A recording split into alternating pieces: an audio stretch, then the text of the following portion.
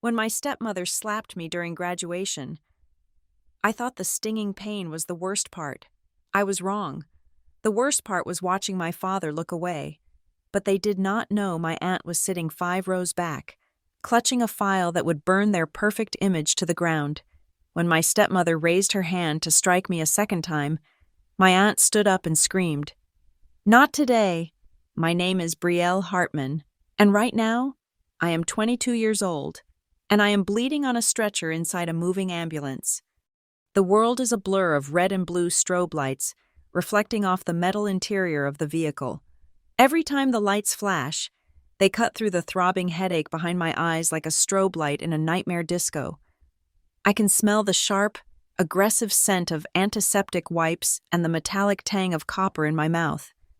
My graduation gown, the one I paid $140 to rent, is bunched up around my waist, and I am pretty sure the dark stain spreading on the collar is not from the celebratory fruit punch. It is blood. My blood. A paramedic is hovering over me. His name tag says Miller, and he looks too young to be dealing with a girl who just had her life implode on what was supposed to be her biggest achievement. He is shining a penlight into my eyes, moving it back and forth. I try to follow the light, but the nausea rolls over me in a thick, heavy wave. The siren wails outside, a long, mournful scream that sounds exactly like I feel on the inside. Miller speaks, his voice calm, practiced, but I can hear the underlying confusion. He asks me if I know where I am.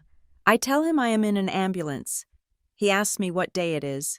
I tell him it is May 20th, graduation day. Then he pauses, looking at the red, angry welt that is swelling rapidly on my left cheek, pushing my eye half closed. He asks the question that changes everything. He asks, "Who did this to you? Brielle? Was it a boyfriend? Someone at the school?" I try to laugh, but it comes out as a dry, hacking cough because my throat feels like I swallowed broken glass. I screamed so loud back there. I did not know I had a scream like that inside of me until 20 minutes ago. I look at Miller, and I want to lie. That is the instinct I have been trained with for 13 years. Protect the image. Protect the brand. Don't let the neighbors know. But then the ambulance hits a pothole, and the jolt sends a spike of agony through my jaw, and the training just dissolves. I whisper, "My family. They did this. For my mother's money." Miller stops writing on his clipboard. He looks at me, really looks at me, and I can see the horror registering in his eyes. He does not know what to do with that information. Nobody ever does. You see, there is a version of this story where I am just a victim, a poor, battered girl who got slapped by her wicked stepmother. But if you look closely at the footage that is probably being uploaded to every social media platform right this second, you will see something else. You will see that I was not just a victim. I was an asset. For my entire life, or at least since I was 9 years old, I have been the useful child. Let me break the fourth wall for a second here. Just between you and me, like we are sitting in a quiet room and not rushing toward the emergency room at 60 miles per hour. In families like mine, love is not a currency. Utility is. You are loved as long as you are useful. You are safe as long as you are profitable. For years, I was the perfect investment. I was the quiet one, the one with the grades, the one who cleaned up the messes and never asked for allowance. I was a walking, talking savings bond that was finally about to mature. Today was the maturity date. The memory of the stage flashes back to me, violent and jagged. It was sunny. The sky was that perfect, mocking shade of Colorado blue. I was standing there, holding my diploma cover, the leatherette sticky against my palms because I was sweating so much. Vanessa, my stepmother, was standing to my left, in the photos. She probably looks like the picture of maternal pride. She was wearing a cream-colored dress that cost more than my tuition for a semester. She was smiling that wide, teeth-baring smile that never quite reaches her eyes. But I could feel her fingers. She had her hand on my upper arm, right where the sleeve of the gown ended. To the audience, it looked like a comforting squeeze. In reality, her nails were digging into my flesh so hard, I thought she was going to draw blood right there. She was anchoring me, trapping me. I remember the smell of her perfume. It was expensive, floral, and suffocating. She leaned in close, putting her cheek next to mine for the camera, and whispered, "You smile, and you sign those papers later. Or I swear to God, Brielle, you will wish you never walked across this stage." And then there was my father, Greg, standing on my other side. He looked handsome, distinguished, the grieving widower who had rebuilt his life. He put a hand on my shoulder, heavy and possessive. He did not look at me. He looked at the crowd, waving to people he barely knew, but his voice was a low rumble, directed straight into my ear. He said, "Do not embarrass us, Brielle. Do not you dare tarnish this family's name with your selfishness. We have planned this day for years." They were not talking about my degree. They were talking about the trust, the Alexandra Hartman Educational Trust, my mother's legacy, the one thing they had been circling like sharks for a decade. They thought today was payday. They thought the quiet, obedient Brielle, the girl who spent her childhood making herself as small as possible so she would not take up space, was going to hand over the keys to the kingdom just to keep the peace. They did not know about the file Aunt Monica was holding 5 rows back. Back in the ambulance, the pain in my face is throbbing in time with my heartbeat. Thump, thump, thump. It feels like my skin is too tight for my skull. I reach up to touch it, but Miller gently catches my wrist. "Don't touch it," he says softly. "You might have a fracture in your zygomatic arch. We need to get x-rays." A fracture. My stepmother hit me hard enough to potentially break a bone in my face. And my father? My father just watched. I replay the moment in my head. The split second after Vanessa's hand connected with my face, the sound was sickening. A wet, meaty slap that echoed through the microphone I was holding. The crowd gasped. A collective intake of breath from 2,000 people. In that frozen second, I looked at my father. I looked for shock. I looked for anger. I looked for a father who would step in front of his child and shove the attacker away. I saw none of that. I saw him flinch, not in sympathy, but in annoyance. He looked away. He actually turned his head to the side, scanning the crowd, his eyes darting around to see who was watching, assessing the damage to his reputation before he even checked to see if his daughter was conscious. That look hurt more than the slap. The slap was physical. The look was existential. It confirmed what I had suspected in the darkest hours of the night for years. I was not his daughter. I was just an inconvenience that had finally stopped being profitable. Miller is talking on the radio to the hospital, giving them my vitals. Blood pressure is elevated. Pulse is 120. Patient is conscious and alert, but showing signs of emotional distress. He hangs up the handset and looks back at me. He is holding a phone now. "Brielle," he says, "we need to call someone to meet you at the hospital. Is your father coming? Should I call him?" The word father makes my stomach clench. If they call Greg, he will come to the hospital, not to see if I am okay, but to control the narrative. He will talk to the doctors. He will charm the nurses. He will tell everyone that I'm hysterical, that I've been under a lot of stress, that it was a family misunderstanding. He will smooth it all over like he always does, burying the truth under layers of charisma and lies. "No," I say. My voice is stronger this time, harder. "Do not call my father. Do not let him near me." Miller looks surprised. "Okay, is there a mom, a sibling?"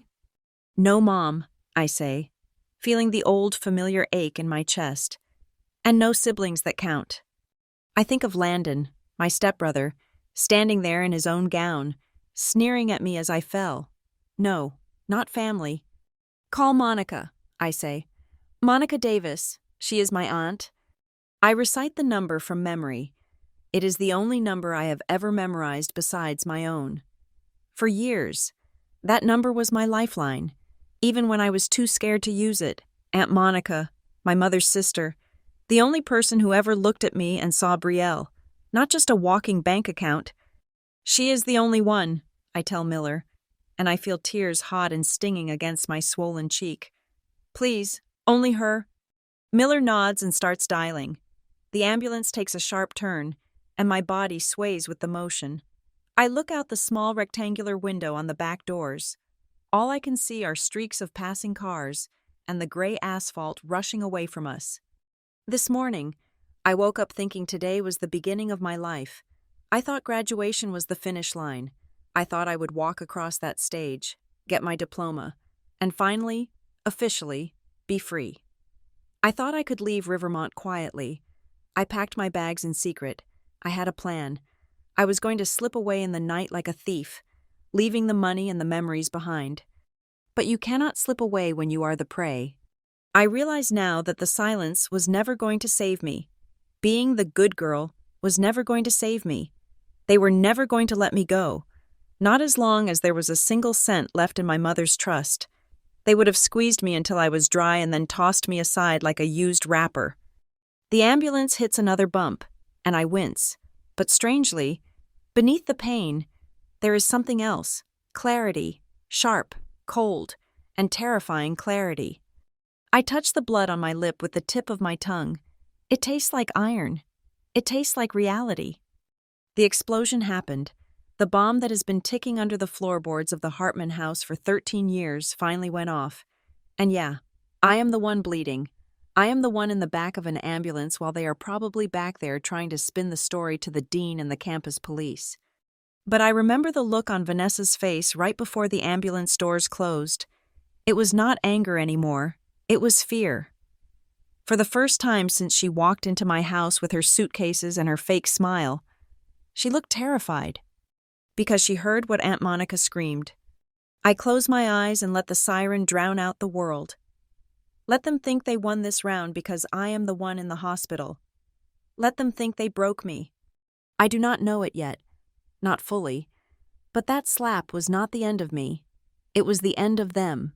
It was the first crack in the porcelain facade of their perfect life. And cracks, once they start, do not stop until the whole thing shatters.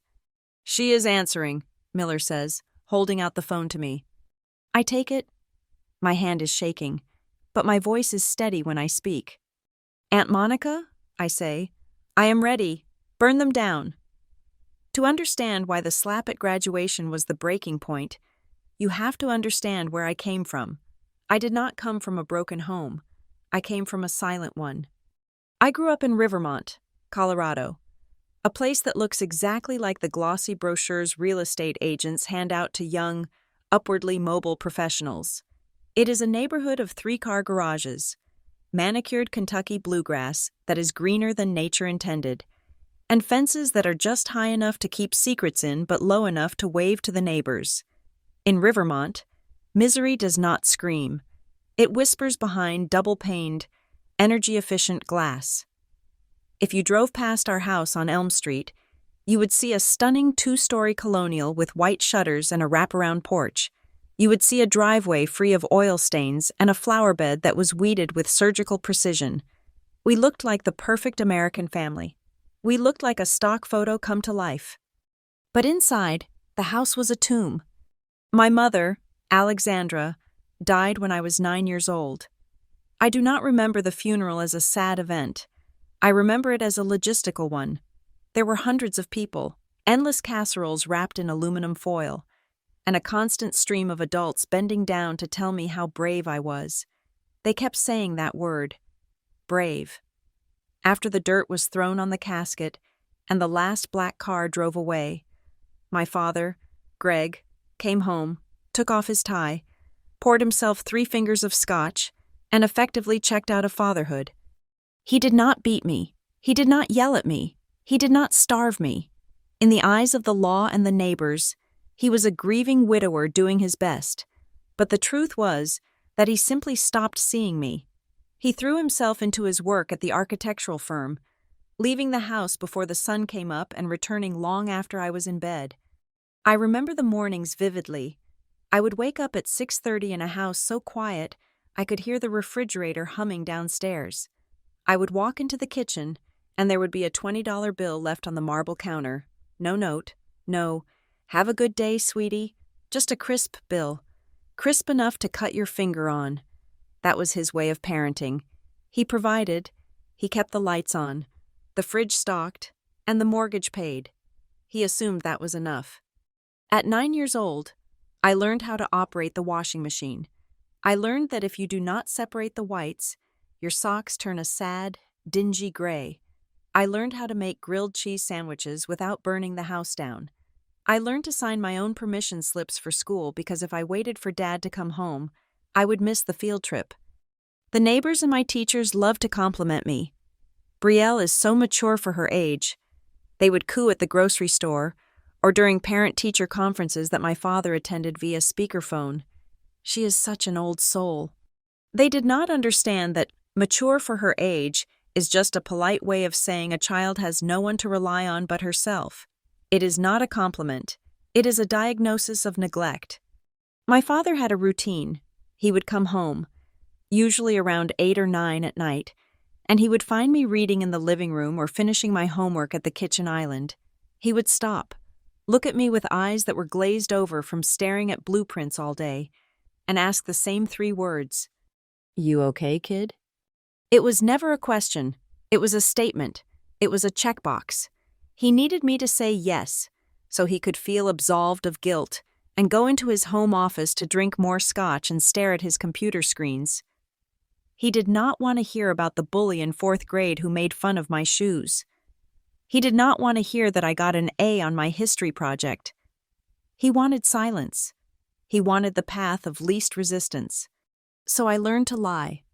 "I am fine, Dad," I would say. "Everything is good." "Good." He would nod, already turning away. "Good girl. You are so low maintenance. Brielle, I appreciate that." Low maintenance, that was the highest praise in the Hartman household. Being easy to manage was my currency. Being invisible was my superpower. The only person who saw through the performance was my Aunt Monica. She was my mother's younger sister, but she was everything my mother had not had the chance to become: loud, messy, vibrant, and fiercely protective. Monica lived in a small apartment in the city, 40 minutes away, but she drove her beat-up Honda Civic to Rivermont every Saturday, rain or shine. She was the oxygen in my airless world. Monica did not treat me like a little adult. She treated me like a child who needed to breathe. She would swoop in, wearing oversized sweaters that smelled like rain and old paper, and drag me out of that mausoleum of a house. "Get in the car. Bree," she would say. "We are going to the library." The library was our sanctuary. Monica would walk me through the aisles, running her fingers over the spines of the books like she was greeting old friends. She bought me my first journal when I was 10. It was a simple notebook with a black cover and thick, cream-colored pages. "Why are you giving me this?" I had asked, holding it like it was fragile. "Because," Monica had said, kneeling down to look me in the eye, "your dad loves silence, Brielle, but you have a voice. If you cannot use it in that house, you use it in here. You write it down. You keep it safe. You witness your own life, even if nobody else does." That journal became my best friend. I wrote about the loneliness that felt like a physical weight in my chest. I wrote about the cold dinners I ate standing over the sink so I would not dirty a plate. I wrote about the way the house creaked at night, sounding like it was sighing in disappointment. The neighbors saw a well-behaved girl. They saw me walking to the bus stop with my backpack perfectly packed. They saw me raking leaves in the autumn without being asked. "Look at the Hartman girl," Mrs. de Gable next door would say to her unruly sons. "Why cannot you be more like her?" They did not see the dinner table. By the time I was 12, my father started dating again. It was not a serious pursuit of love. It was a pursuit of distraction. He brought women home the way other men brought home takeout, frequently, and with very little emotional investment. These women were always the same: tall, blonde, laughing too loud, trying too hard, and I became a prop in their courtship. My father would parade me out when they arrived. "This is Brielle," he would say, his hand resting heavy on my shoulder for the first time in weeks. "She runs the house better than I do. Straight-A student, never gives me a lick of trouble." I would smile. I would take their coats. I would offer them sparkling water with a slice of lemon.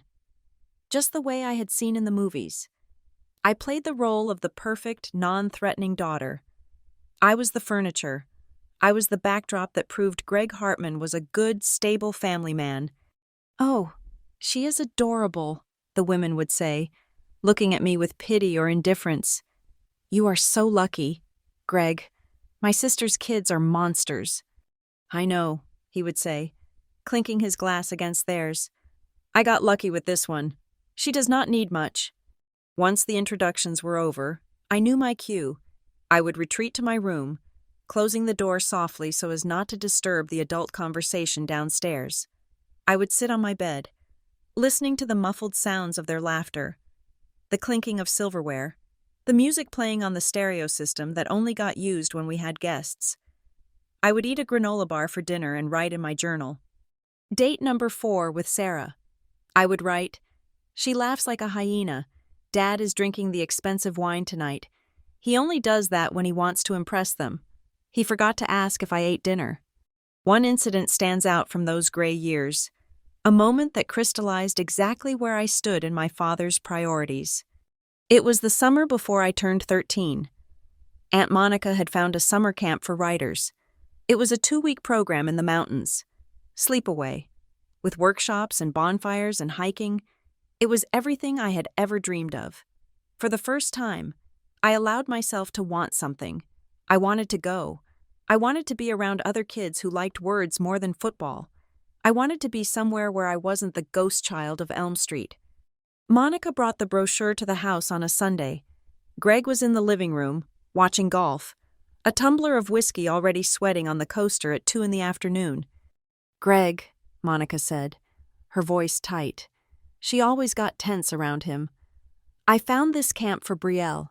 It is perfect for her. She is a brilliant writer, and she needs to get out of this house for a bit, be around kids her own age." My father did not even look away from the television. He picked up the brochure, glanced at the price tag, and then tossed it onto the coffee table. "It is $600, Monica," he said. "I will pay half," Monica offered quickly. "I just need you to sign the forms and drive her up there. It is only 2 hours away." My father sighed. It was a long, heavy sigh that signaled he was being asked to do something he did not want to do. "It is not about the money," he said, though with Greg, it was always partially about the money. He hated spending it on anything that did not have a visible return on investment. "It is the logistics, driving her up there, picking her up, packing. It is a hassle." "It is 2 weeks of her life, Greg," Monica argued, her voice rising. "She is 13. She spends her entire summer dusting this house and reading in her room. She needs a childhood." My father finally looked at me. I was standing in the doorway, holding my breath, praying he would see the desperation in my eyes. I wanted to go so bad my stomach hurt. He looked at me, and then he shrugged. "She is fine here," he said. "Brielle likes it here. She is not complicated like other kids. She does not need all that activity. Right, kiddo?" He put the burden on me. He always did. If I said I wanted to go, I would be complicated. I would be high maintenance. I would be a nuisance. I would be breaking the unwritten contract that allowed me to live in his house without being a burden. I looked at Monica, whose eyes were blazing with anger, and then I looked at my father, who just wanted to go back to watching golf. "I am fine here," I whispered. "I do not need to go." Monica looked like she had been slapped. My father smiled, satisfied. "See," he said to Monica, "she is happy. Stop projecting your drama onto her. Monica, the kid is fine. She is low maintenance." Monica left 10 minutes later, furious. Before she drove away, she hugged me so hard my ribs ached. "You are not a burden, Brielle," she hissed into my ear. "Do you hear me? You are not a burden." But I did not believe her. I went back inside, into the air-conditioned silence. I went to my room. I sat on my bed. The bed with the quilt that was perfectly made because I never slept under the covers, only on top of them, so I would not have to straighten them in the morning. I opened my journal. The pages were white and waiting. I did not cry. Crying was loud. Crying was messy. Crying was for children who expected someone to come and comfort them. Instead, I picked up my pen. I pressed the tip into the paper so hard it nearly tore through to the next page. He does not want me to be a person, I wrote. He wants me to be a shadow. But shadows disappear when you turn off the lights. I looked around my room. The beige walls. The generic art prints my father had chosen because they matched the carpet. There was nothing of me in there except the books and the journals. If he is not going to see me, I wrote, the ink flowing fast and dark, then I have to see myself. If nobody is going to remember me, I have to write myself into existence. I will be the historian of this house. I will write down every silence. I will write down every dollar he leaves on the counter instead of a hug. I will remember everything. I lay there for hours, filling page after page until my hand cramped. Downstairs, I heard the volume on the television go up. My father was comfortable. He was unbothered. He had his quiet, uncomplicated daughter tucked away upstairs, and he had his scotch. He thought he was raising a ghost. He did not know he was raising a journalist. He did not know that every time he ignored me, every time he chose his comfort over my childhood, he was giving me another sentence, another paragraph, another chapter in the file that would one day destroy him. I hugged the notebook to my chest, feeling the sharp corners digging into my skin. It was the only thing in the house that felt real. I am here, I whispered to the empty room. I am real. And that was how I survived Rivermont. I did not scream. I wrote, the day Vanessa walked into my life, the temperature in the room didn't drop. It actually got warmer, but it was a synthetic, suffocating heat, like the air blasting from a car vent when the heater is broken and stuck on high. I was 14 years old. My father, Greg, told me to put on my best dress because we were going to brunch at the Gilded Oak, a restaurant in downtown Denver where the scrambled eggs cost $22 and the waiters looked down on you if you didn't know how to pronounce the French names on the wine list. He was nervous. I could tell because he kept checking his reflection in the rearview mirror, smoothing back his graying hair and adjusting his tie knot for the 10th time. She is special, Brielle, he told me as we pulled into the valet parking. She is classy. She runs a real estate firm. She understands the value of things. He didn't know how prophetic those words were. Vanessa understood the value of things perfectly. It was people she had trouble valuing. We were seated at a patio table with a view of the mountains. Vanessa was already there. She stood up when we approached, and she was undeniable. She was blonde, polished, and razor-sharp. She wore a white blazer that looked like it had never encountered a speck of dust in its life. When my father introduced us, she didn't look at my eyes. She looked at my shoes. Then her gaze traveled up to my dress, a floral print I had picked out myself at the mall, and finally settled on my face. It was an appraisal. She was looking at me the way a developer looks at a plot of land, deciding if the existing structure needs to be demolished or just renovated. "Greg," she purred, reaching out to touch his arm. "You didn't tell me she was so quaint." She smiled at me, but her eyes were busy scanning the street behind me. "And you live in Rivermont, right?" she asked, sipping a mimosa. "On Elm Street? The corner lot with the wraparound porch?" "That is the one," my father beamed. 3,000 square feet? She guessed. 3,200, he corrected proudly. "Good bones," she nodded. "Great market value right now. The school district keeps the property taxes high, but it keeps the riffraff out." I sat there, cutting my pancakes into tiny, surgical squares. She hadn't asked me what grade I was in. She hadn't asked me what I liked to do. She had asked about the square footage of the house I lived in. I was just part of the staging furniture. Halfway through the meal, my father excused himself to go to the restroom. The moment he was out of earshot, the warmth vanished from Vanessa's face. She set her glass down and leaned across the table. The scent of her perfume, something sharp and musky, wafted over me. "Your father tells me your mother passed away 5 years ago," she said.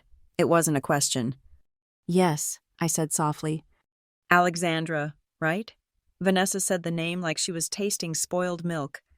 I saw a picture of her in Greg's wallet. She looked very tired. Was she sick for a long time? "No," I said. feeling defensive. She had an aneurysm. It was sudden. Oh, Vanessa said, looking bored. Well, Greg is a vibrant man. Brielle, he has been living in a museum for too long. A man like him needs energy. He needs a woman who knows how to present herself. Your mother seemed like the type who was content to just exist. I am not. She picked up her napkin and dabbed the corner of her mouth, even though there was nothing there. We are going to get along fine. You and I, she said, her voice low and flat. As long as you understand that things are going to be upgraded, I don't do clutter, and I don't do emotional baggage. When my father returned, she lit up like a Christmas tree, laughing at his jokes and touching his hand. I watched her, terrified. I felt like I was the only one in the theater who could see the monster's zipper down the back of the actor's costume. My Aunt Monica warned him. A week later, she came over for dinner and cornered Greg in the kitchen. She is a shark, Greg, Monica hissed. I looked her up. She has been married twice. Both husbands ended up broke or sidelined. She is not looking for a partner. She is looking for a host. You are jealous. Monica, my father snapped, slamming the refrigerator door. You are jealous because I am happy. Vanessa makes me feel young again. She has ambition. She has drive. Unlike you, she doesn't wallow in the past. He stopped listening to Monica. He stopped listening to everyone. 6 months later, he proposed, and that was when the invasion began. It wasn't just Vanessa. It was Landon. Landon was Vanessa's son from her second marriage. He was 16, 2 years older than me, and he walked through the world with the unearned confidence of a mediocre white boy who has been told he is God's gift to athletics. He was a football player, a quarterback. To hear Vanessa tell it, he was the next Tom Brady. To anyone with eyes, he was just a loud, bulky kid who threw a ball reasonably well and expected applause for breathing. When they moved in, the dynamic of the house shifted overnight. It was no longer a silent tomb. It became a shrine to Landon. We need to make space, Vanessa declared the week before the wedding. I came home from school to find contractors in the hallway. They were ripping up the carpet in the guest room, the room next to mine. Landon needs space for his trophies, Vanessa told me as she directed the workmen. And he needs a desk for his studies. He is being scouted. You know, he needs an environment that fosters success. They painted the room a deep, masculine navy. They installed a flat-screen television on the wall, something my father had never allowed in a bedroom before. They bought a mahogany desk that cost $1,200 and a gaming chair that looked like it belonged in a spaceship. I went into my room. The paint was chipping near the window. The carpet was the same beige loop that had been there since I was born. My desk was a hand-me-down from IKEA that wobbled if you typed too hard. Nobody asked if I wanted my room painted. Nobody asked if I needed a new desk. At dinner that night, the table was dominated by talk of Landon's training schedule. He needs high protein, Vanessa said, piling steak onto Landon's plate. And he needs his sleep. Greg, we need to make sure the house is quiet after 10 in the evening. Brielle, I know you like to stay up reading with your little lamp, but the light seeps under the door. It is distracting for him. I can put a towel under the door, I suggested quietly. Or you could just go to sleep at a reasonable hour, Vanessa countered. Landon has morning practice at 6. His schedule is the priority here. My father nodded, chewing his steak. Right, we need to support the team. Landon is going places. I looked at Landon. He didn't even look up. He just ate, absorbing the praise and the steak like he was entitled to both by divine right. He didn't hate me. He barely registered me. I was just an NPC, a non-player character in the video game of his life. Then came the wedding. It was a small ceremony in the backyard. But small in Vanessa's dictionary meant $10,000 worth of flowers and a catered reception for 50 people. Smile, Brielle, Vanessa hissed at me during the photos. She was gripping my shoulder with that claw-like strength I would come to know well. You look like you are at a funeral. This is a happy day. Fix your face. My father put his arm around her waist and raised his champagne glass. To my beautiful wife, he said, and to our new family, The pieces finally fit. I stood on the edge of the grass, holding a tray of empty glasses, and realized I wasn't a piece of the puzzle. I was the box the puzzle came in, discarded once the picture was assembled. The abuse didn't start with yelling. It started with logistics. Vanessa was a master of rebranding exploitation as family contribution. 2 weeks after they moved in, a chore chart appeared on the refrigerator, but it wasn't balanced. Landon, focus on football, maintain GPA. Brielle, laundry, Monday, Thursday, dishes, daily, vacuuming, Saturday, meal prep assistance, Sunday. Landon is under a lot of pressure, Vanessa explained when she saw me staring at the list. He carries the weight of the team. You, on the other hand, have plenty of free time. You are always just sitting around with those notebooks. It is time you learned some domestic responsibility. It prepares you for the future. I have AP classes too, I said. I have homework. And you are smart, Vanessa said dismissively. School comes easy to you. Landon has to work for it, so you will help him. That was the second phase, the tutor. I was forced to sit at the kitchen table every night and correct Landon's essays. I fixed his grammar. I restructured his arguments. I basically wrote his history papers for him while he sat on the couch texting girls or playing video games. Is it done yet? He would ask, yawning. You need a transition paragraph here. I would say, just write it. Brielle, Mom said you are supposed to help. If I complained to my father, he would just sigh and rub his temples. Help your brother. Brielle, we are a team. He has scouts coming to watch him on Friday. We can't have him ineligible because of a history paper. Just get it done. I became the maid. I became the tutor. I became the ghost in the machine that kept their lives running smoothly. I washed Landon's jersey, scrubbing the grass stains out by hand because Vanessa said the machine didn't get them white enough. I packed his lunch because he needed specific macros. And through it all, the financial disparity became a chasm. One evening, about 6 months into the marriage, I was sitting in the living room while Greg and Vanessa went over the monthly budget. They didn't even lower their voices. They spoke as if I wasn't there, or as if I couldn't understand math. The club fees for Landon are $2,000 this season, Vanessa said, tapping a calculator, plus another $500 for the travel tournament in Arizona. That is steep, my father muttered. We also need to replace the transmission on his car. It is an investment, Greg, Vanessa insisted. College scholarships, the NFL, you have to spend money to make money. I know, he said. Then he looked over at me.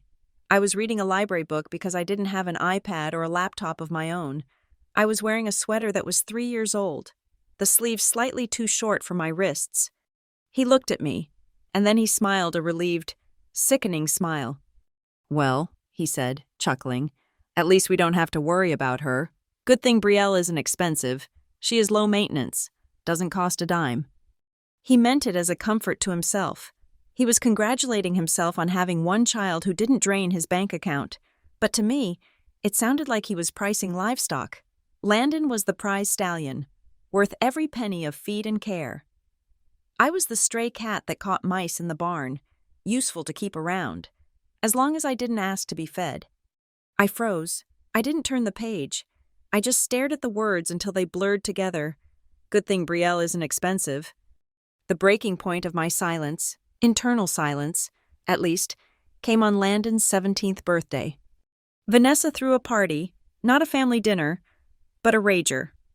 She invited the entire football team and the cheerleading squad. There were 50 teenagers in our backyard and living room. There was a DJ. There were catered tacos. I was not invited to the party. I was assigned to logistics. My job was to circulate with trash bags and pick up the red Solo cups so the house didn't look trashy.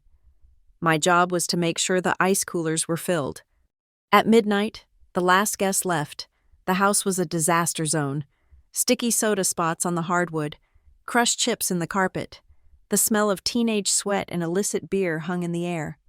Landon went up to his room, laughing with Vanessa about how epic the night was. Go to bed, birthday boy, she cooed. You have a big day tomorrow." Then she turned to me. Her face was hard. The party mask dropped. "Clean this up," she said. "I want the living room spotless before you go to sleep. We have the cleaning lady coming on Tuesday, but I won't have her walking into a pigsty." "It is midnight," I said. "Then you better hurry," she said, and walked upstairs. My father had already gone to bed hours ago. I was on my hands and knees at 1 a.m, scrubbing a salsa stain out of the white rug, when the front door opened softly. It was Aunt Monica. She had a key for emergencies. Though Vanessa had tried twice to get Greg to change the locks, she had come back because she realized she left her purse earlier in the day when she dropped off Landon's gift, a gift she only bought to keep the peace. She stopped in the hallway. She saw the mess. She saw the darkened house, and she saw me, on my knees, holding a scrub brush and a roll of paper towels. The look on her face wasn't pity. It was a fury so cold it could have frozen the sun. She dropped her keys on the table. The sound was like a gunshot in the quiet house. She walked over to me, grabbed my arm, and pulled me to my feet. She took the scrub brush from my hand and threw it across the room. It hit the wall with a loud clatter. "Stop it," she whispered, her voice trembling with rage. "Stop it right now." "I have to finish," I said, my eyes burning from fatigue. Vanessa said, "I do not care what that woman said," Monica hissed. She grabbed my face in her hands, forcing me to look at her. Her eyes were wet. "Look at me. Brielle, you are Alexandra's daughter. You are not a maid. You are not Cinderella. You do not scrub their floors while they sleep." She pulled a tissue from her pocket and wiped a smudge of dirt off my cheek. "This ends," she said. "I don't know how, and I don't know when, but this ends. You are not their servant." I looked at her, and I wanted to believe her. I wanted to feel that righteous anger, but I was so tired. I was so conditioned to be the path of least resistance. "I don't know, Aunt Monica," I whispered, my voice breaking. "I am useful this way. If I am useful, they let me stay. If I stop cleaning, what am I to them?" Monica pulled me into a hug, and for the first time in years, I smelled something that wasn't cleaning supplies or Vanessa's aggressive perfume. I smelled safety. "You are not a thing to be used," she whispered into my hair. "And I promise you, Brielle, one day, they are going to realize that the girl they treated like a servant owns the very floor they are standing on." I didn't understand what she meant then. I just knew that she stayed. She didn't leave. She sat on the couch and watched me while I finished, not helping because she refused to participate in my servitude, but witnessing it. She sat there like a sentinel, her eyes fixed on the stairs, daring anyone to come down. Nobody did. They slept soundly in their renovated rooms, dreaming of football and real estate, while the ghost and the witness sat in the dark, waiting for a dawn that was years away. By the time I turned 16, I had learned that freedom in America has a price tag, and in my house, that price was higher than I could afford. While Landon was test driving brand new SUVs, because Vanessa insisted he needed a vehicle with a high safety rating to protect his throwing arm, I was waking up at 4:30 in the morning to work the opening shift at a coffee shop called The Daily Grind. I smelled like roasted beans and stale milk permanently. My hands were always dry and cracked from the sanitizer. I made $9.50 an hour, and every single penny of it went into a savings account that I kept hidden in a hollowed-out biology textbook in my closet. I also tutored rich kids in the neighborhood on Tuesday and Thursday nights. I charged $20 an hour to teach them how to pass the classes that I was acing in my sleep. I was exhausted. I was running on caffeine and resentment. One night in November, I came home late from a tutoring session. The house was warm, smelling of rosemary chicken. I walked past the dining room, intending to go straight upstairs to eat a granola bar and collapse, but the sound of my name stopped me. "Brielle can apply for scholarships," Vanessa was saying. Her voice was calm, reasonable, the voice of a woman deciding which old coat to donate to charity. "Her grades are perfect. Greg, she will get a Pell Grant or something. But Landon, his grades are fragile. If we want him to get into a D1 school, we need to pay for that prep program in California. It is $8,000 for the summer, but it guarantees exposure to the scouts. 8,000 is a lot, Vanessa, my father said. I could hear the clink of his whiskey glass.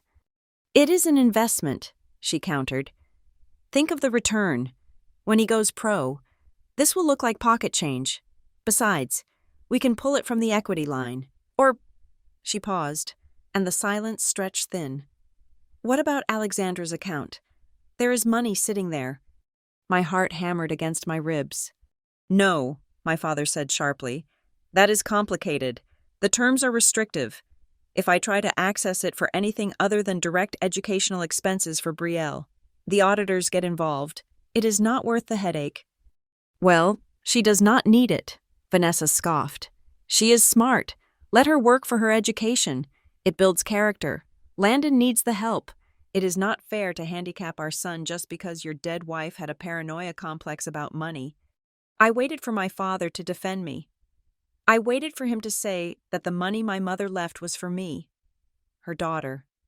I will figure out the 8,000, he said instead. We will send him to California. I walked upstairs, my feet heavy as lead. They were planning to loot my future to pay for Landon's football camp. 2 days later, Aunt Monica picked me up from school. She didn't look like her usual chaotic self. She was wearing a suit, her hair pulled back in a tight bun. She looked like a soldier.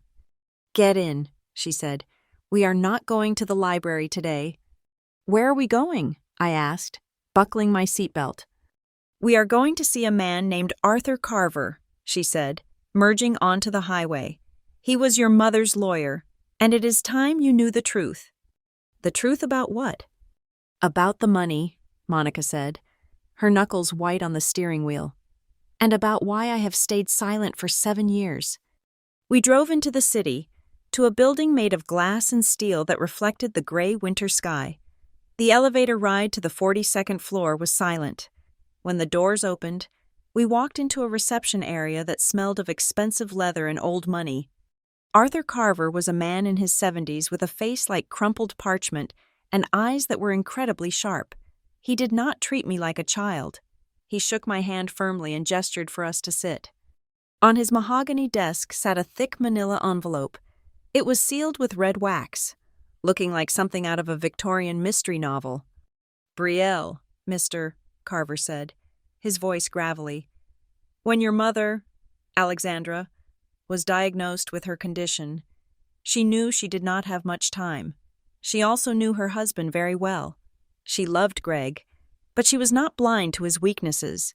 She knew he was a man who followed the path of least resistance. He pushed the envelope toward me. She signed the final documents for the Alexandra Hartman Educational Trust 3 days before she passed, he continued, and she left strict instructions that you were not to see the full details until you were 16 years old. She wanted you to be old enough to understand the power of what she was giving you. I reached out and touched the envelope. My hands were shaking. Open it, Monica whispered. I broke the seal. Inside was a stack of legal documents, dense with jargon, and a single, handwritten letter on blue stationery. I recognized the handwriting instantly, the loops of the L's, the sharp crosses of the T's. It was my mother's hand. My darling Brielle, the letter began. If you are reading this, you are a young woman now. I am so sorry I am not there to see it. I am sorry I cannot brush your hair or see you go to prom. But I can do this. I can make sure you are safe. I know your father. He is a good man in his heart, but he is weak, and he is easily swayed by strong personalities. I fear that without me, he will lose his way. I fear he will put his own comfort, or his own ego, above your well-being. So, I have built a wall around you. This trust is not just money, Brielle. It is freedom. It is a weapon. If Greg puts his ego above you, if he tries to make you small to make someone else feel big, use this. Use this to walk away. You are not trapped. You never were. I love you, to the moon and back. Mom. I put the letter down, blinding tears blurring my vision. I felt a hand on my shoulder. It was Monica. She knew, I whispered. She knew Vanessa would happen, or someone like her. She suspected, Mr. Carver said.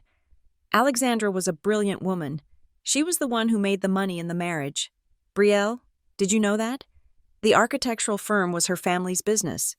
Greg was an employee when they met. When she died, the shares transferred to the trust, not to him. He manages the firm. He draws a salary. But the ownership? The capital? It belongs to the trust. My jaw dropped. Dad works for me? Essentially, Carver nodded. But here's the part Greg does not know, and this is the secret Monica and I have kept for 7 years. He flipped to page 42 of the document. He pointed to a clause highlighted in yellow. Clause 17. The successor advisor and the hardship trigger. Your father is the trustee, Carver explained, which means he manages the day-to-day. He thinks he has control. He thinks that as long as he follows the basic rules, he decides how the money moves. But your mother inserted a dormant clause.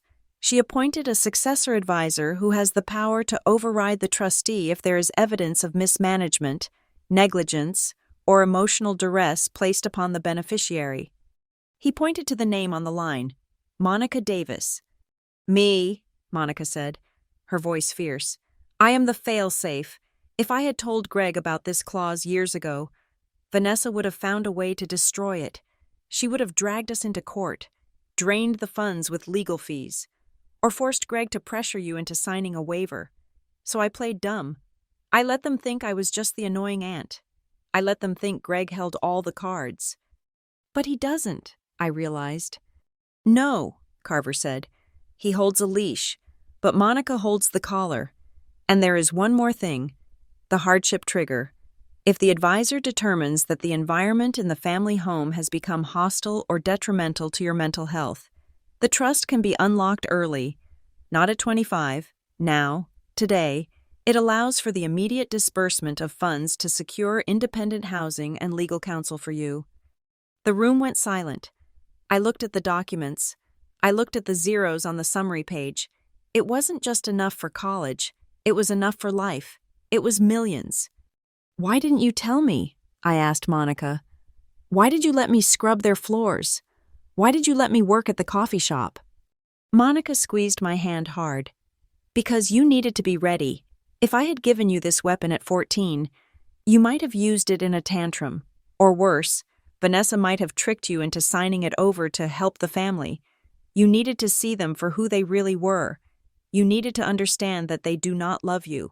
Brielle. It breaks my heart to say it, but you needed to know it in your bones. I know it, I said. The memory of my father saying, "Good thing Brielle isn't expensive," replayed in my mind. I know it. Good, Carver said, closing the file. Because the moment we activate this clause, it is war. Greg will lose control of the firm's assets. Vanessa will lose her lifestyle. They will come at you with everything they have. They will gaslight you, threaten you, and try to destroy your reputation. I thought about the car ride over. I thought about the unpaid bills Vanessa complained about while buying designer shoes. I thought about Landon's smirk. Let them try, I said. The fear was still there, but something else was growing beside it, a cold, hard spine of steel. So, what do we do now? We wait, Monica said. You are 16. You finish high school. You keep your head down. You let them think you are the dutiful, broke little daughter. You let them dig their own graves. Every time Vanessa spends money they don't have. She is building our case. Every time Greg ignores you, he is proving negligence. We document everything. Mr. Carver handed me a small business card. If you ever feel unsafe, you call this number, day or night.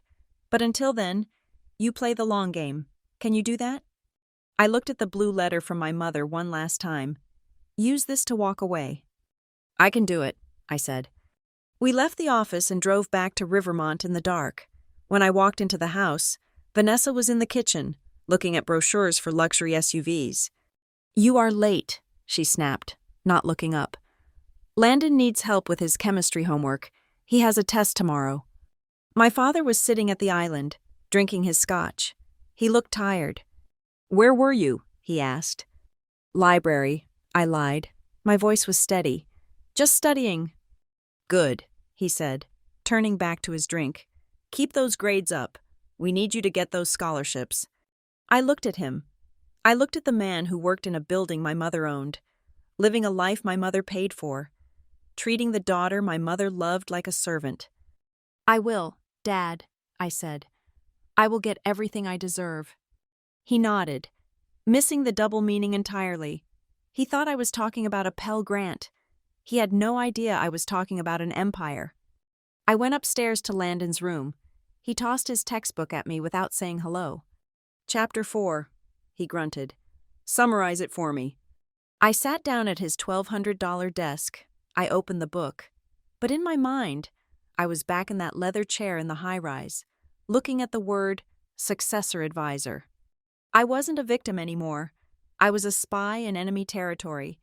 And every time they mistreated me, every time they overlooked me, they were just handing me more ammunition for the day I would finally pull the trigger. The family thriller had begun, and they didn't even know they were characters in it. By the time I reached my senior year at Halcyon Ridge University, I had perfected the art of living two lives. In one life, I was a ghost.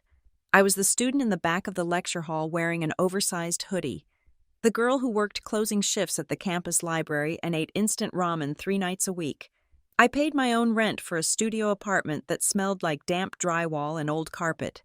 I drove a 10-year-old sedan that rattled when it went over 40 miles per hour, to the world, and especially to my family. I was Brielle the struggler, Brielle the broke student, Brielle, who was scraping by on scholarships and minimum wage. In my other life, the one I lived inside my head, and in the encrypted files on my laptop, I was a data journalism major with a 4.0 GPA. I was learning how to follow money trails, how to analyze public records, and how to build a narrative from scattered pieces of evidence. I wasn't just studying journalism, I was building a case file. My mother's trust was still a secret weapon, dormant and waiting. According to the paperwork my father had seen years ago, the funds were supposed to become accessible to me upon graduation. He thought that was the magic date. He thought that the moment I walked across that stage, the vault would open, and he would be the one holding the combination. He didn't know that Aunt Monica and I had already moved the pieces on the board. The pressure started in March, 2 months before graduation. It began with the FaceTime calls. Vanessa would call me at odd hours, usually when she had a glass of wine in her hand. The camera would be too close to her face, showing the fine lines of stress around her eyes that no amount of expensive cream could hide. Brielle, honey, she would say, her voice slurring slightly. We are just so proud of you, so close to the finish line. Have you heard anything from the lawyers yet about the transition? No, Vanessa, I would say, keeping my face blank as I organized my bibliography on my second monitor. I think that happens after I get the diploma. Right, she would mutter, looking away. Well, your father is just worried about the tax implications for you. It is a lot of money for a young girl to manage. We want to make sure you don't get taken advantage of. The irony was so thick I could taste it. Then came the summons. It was April 15th. My father called me. Come home for dinner this weekend, Brielle, he said. It wasn't a request. We need to discuss the graduation logistics and family matters. I have a thesis paper due, Dad, I said. Make time, he snapped, his mask slipping for a second. Then he softened his tone. Please, Vanessa is making your favorite roast. We miss you. I called Monica immediately. They are going to corner you, she said. They are running out of liquid cash. I checked the public records on the house. They took out a second mortgage 3 years ago to pay for Landon's business ventures that went nowhere. They are underwater. Brielle, they need your lifeline. I know, I said. I am going. I need them to say it on the record. Be careful, Monica warned. Wear the wire. I didn't wear a literal wire, but I had my phone set to record high-quality audio, and I placed it face down on the dining room table the moment I walked in. The house in Rivermont looked the same, but it felt different. The air was stale. The furniture looked a little worn, like the veneer of perfection was finally peeling off. Landon was there, sitting on the couch. He was 24 now, and the football dream was dead. He had blown out his knee in sophomore year of college, and without the sport, he was just a guy with an attitude problem and no career prospects. He was currently consulting for a friend's crypto startup, which mostly seemed to involve playing video games in his parents' basement. Dinner was tense. We ate the roast beef, which was overcooked. Vanessa kept refilling my wine glass, even though I barely took a sip. "So," my father said, wiping his mouth with a linen napkin. "Graduation. Big day." "Yes," I said. "You know," he started, leaning forward, "I have been thinking a lot about your mother lately, about what she wanted for this family. She wanted unity. Brielle, she wanted us to look out for each other." I didn't say anything. I just waited. "Landon has a fantastic opportunity," Vanessa chimed in, her eyes bright and desperate. "A tech investment. It is guaranteed to triple in value in 6 months, but we need capital to get in on the ground floor." "That sounds great for Landon," I said. "I hope he finds investors." "Well, that is the thing," my father said.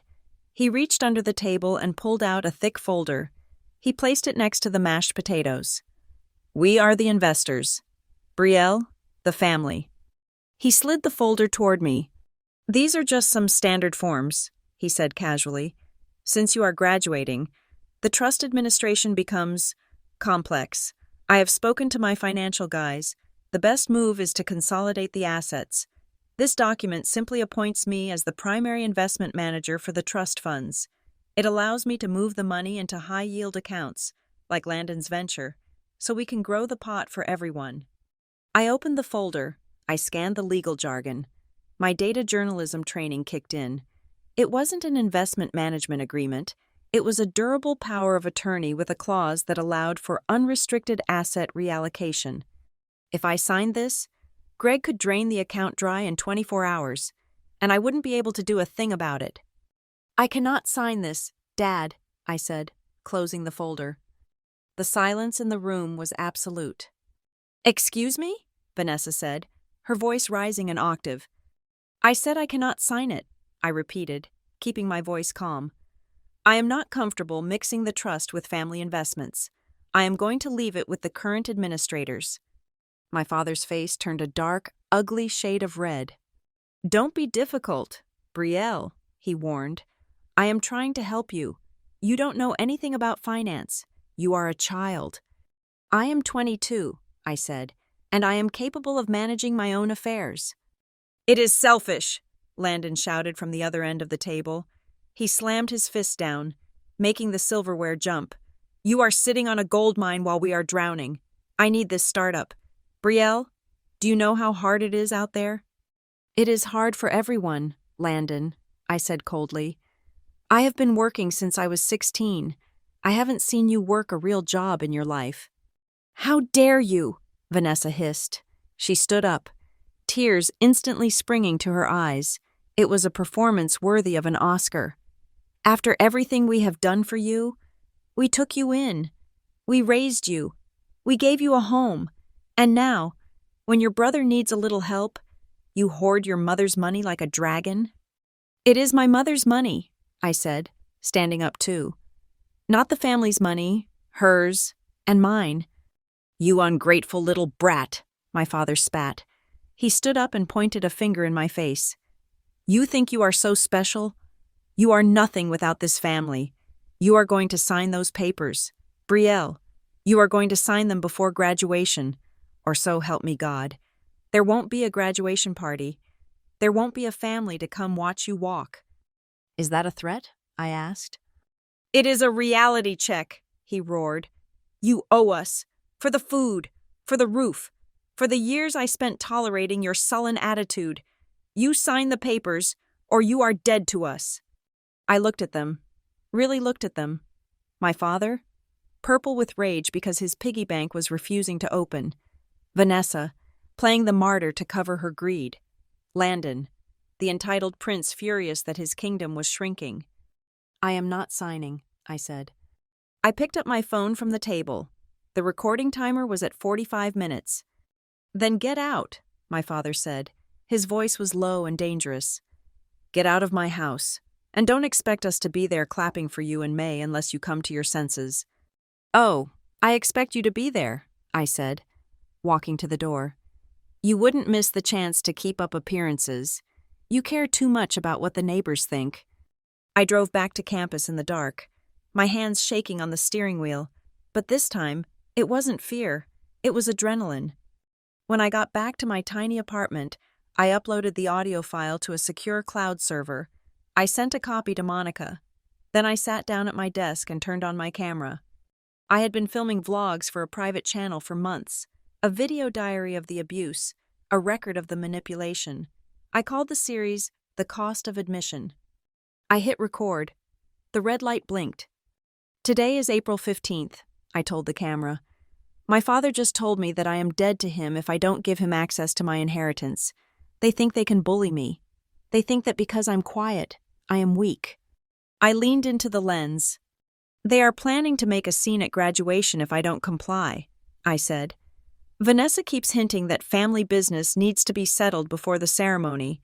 They are going to try to force my hand when I'm vulnerable, when I'm in public, when they think I won't fight back because I will be too embarrassed." I took a deep breath. "But they forgot what I study. I study exposure. I study how sunlight is the best disinfectant." I held up the unsigned power of attorney document I had swiped from the table before leaving.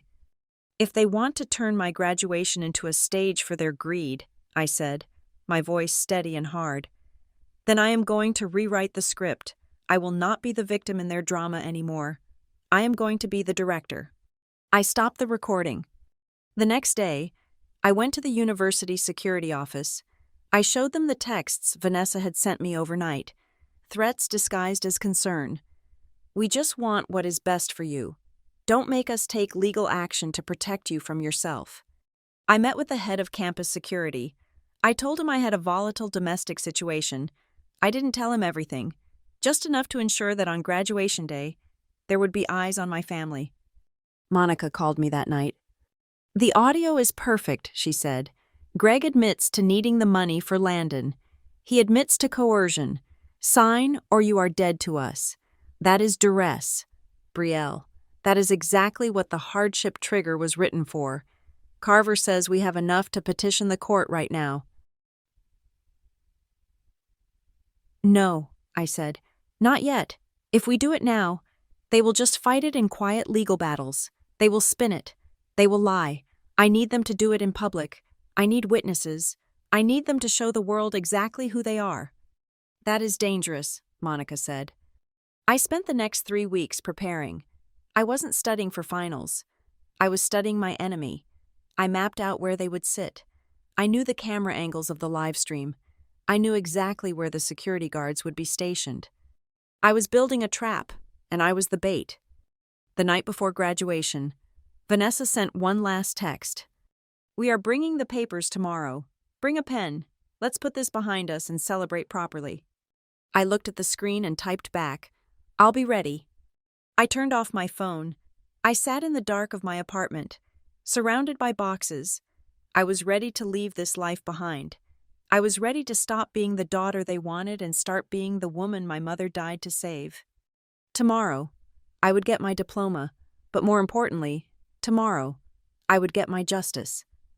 The face staring back at me in the dormitory mirror did not look like a girl who was about to graduate. It looked like a soldier applying war paint. It was 7 a.m. on May 20th. The sky outside my window was a brilliant, cloudless blue, the kind of Colorado morning that usually made me want to go for a hike. But today, the sunshine felt like a spotlight. I adjusted the mortarboard on my head, pinning it securely to my hair. I used 5 bobby pins. I did not want it to slip. I did not want a single hair out of place. Perfection was the armor I had worn for 13 years to survive my family, and I was not about to take it off now. I smoothed the black fabric of my gown. Underneath, I was wearing a simple white dress and comfortable flats. I knew I might have to run later, or stand my ground for hours. Heels were a tactical error I was not willing to make. My phone buzzed on the vanity. It was a text from Aunt Monica. I am here. Perimeter is secure. Breathe. I took a deep breath, inhaling the scent of stale hairspray and dust that permeated every dorm room. I looked at my reflection one last time. You are not Brielle the victim, I told the mirror. You are Brielle the plaintiff. I grabbed my bag, which contained my phone, a backup battery, and a digital voice recorder that was already recording, and walked out the door. The campus was a chaotic sea of black gowns, colorful sashes, and families clutching bouquets of overpriced flowers. The air buzzed with laughter and the click of camera shutters. Everyone looked so happy. Everyone looked like the biggest problem they had was where to go for lunch. I spotted them near the fountain in the main quad. You could not miss them. My father, Greg, was wearing a suit that cost more than my car. It was navy blue, tailored to hide the weight he had gained from years of scotch and steak dinners. He looked distinguished. He looked like the pillar of the community he pretended to be. Vanessa was standing next to him, and she was a vision of aggressive maternal pride. She wore a pale pink dress that was tight enough to show off her gym physique, but modest enough for a Sunday service. She was holding a bouquet of roses so large it looked like a prop from a beauty pageant. And of course, she was wearing a hat. It was wide-brimmed, demanding attention, forcing people to step around her. Landon was there too, looking uncomfortable in a suit and tie, scrolling on his phone, clearly bored. I walked toward them, my heart hammering a frantic rhythm against my ribs. Thump, thump, thump. There she is, Vanessa shrieked the moment she saw me. She rushed forward, her heels clicking on the pavement, and enveloped me in a hug that smelled of Chanel and malice. To the onlookers, it was a touching reunion. To me, it was a suffocating embrace. She pressed the roses into my chest, the thorns catching on the fabric of my gown. Happy graduation, sweetie, she cried, loud enough for the family next to us to hear. She pulled back, her hands gripping my shoulders hard. Her smile was plastered on, but her eyes were dead. We are so proud, and we have the papers in the car. We can sign them right after the ceremony, before lunch. She whispered the last part, her voice dropping to a hiss. Hello, Vanessa, I said, stepping back out of her reach. Dad. My father nodded at me, checking his watch. You look good. Brielle, presentable. Let's get a picture. He didn't ask how I was. He didn't ask if I was excited. He just wanted the photo op. We arranged ourselves by the fountain. Vanessa wedged herself between me and my father, looping her arm through mine. I could feel her fingers digging into my bicep. A warning squeeze. Smile, she commanded through her teeth. Big smile. Brielle, this is for the newsletter. I smiled.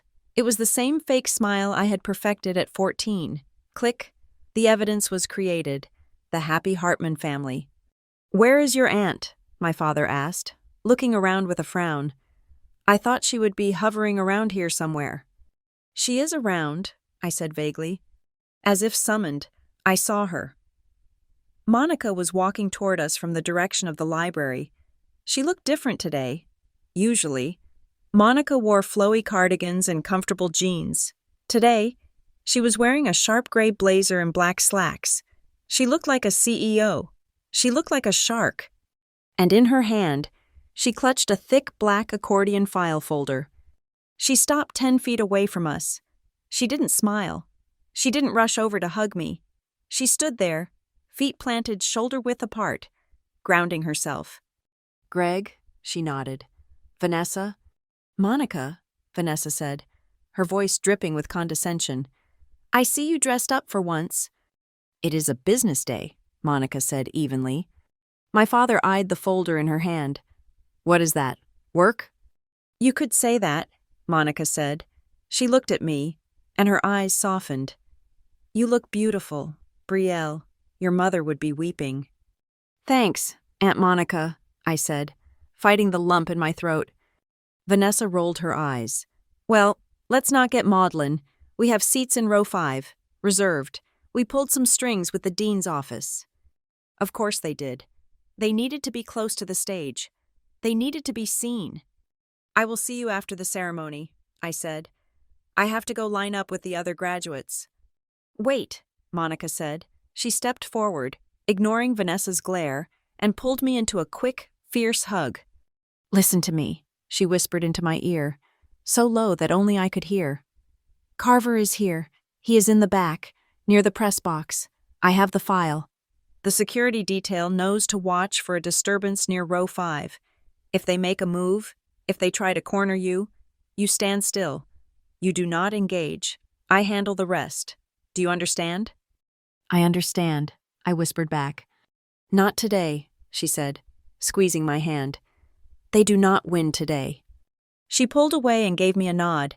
I watched her walk toward the seating area, not sitting with my father, but taking a spot on the aisle 5 rows behind them, a strategic position. I turned to leave, but Vanessa's hand shot out and grabbed my wrist. I need to use the ladies' room, she announced loudly. Brielle, come help me with my dress. The zipper is sticking. I have to go, Vanessa, I said. It will take 2 minutes, she said, and her grip tightened. It wasn't a request. She began dragging me toward the student center.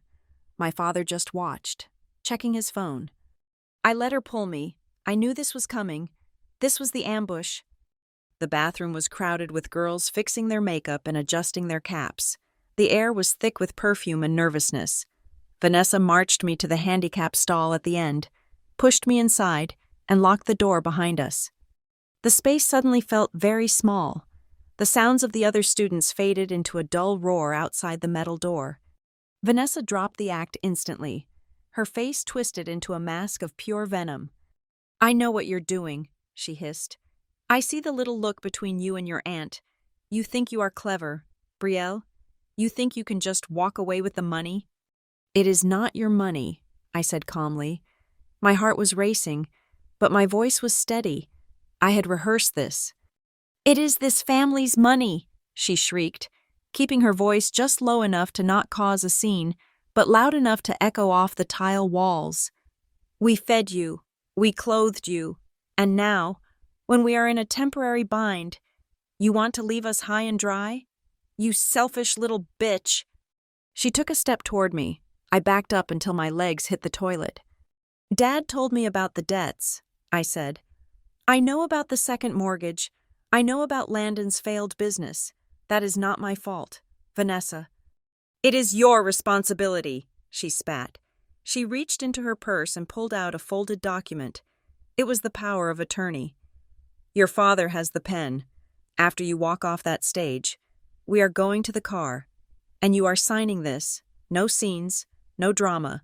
You sign it, and we go to lunch, and we pretend like you are a good daughter. She grabbed the front of my graduation gown, bunching the fabric in her fist. If you don't, she threatened, leaning her face close to mine so I could smell the coffee on her breath. I will make sure everyone knows what an ungrateful mental case you are. I will tell everyone you are unstable. I will ruin your reputation before you even get your first job. Do not embarrass us. Brielle, do not you dare make us lose face. I looked at her hand gripping my gown.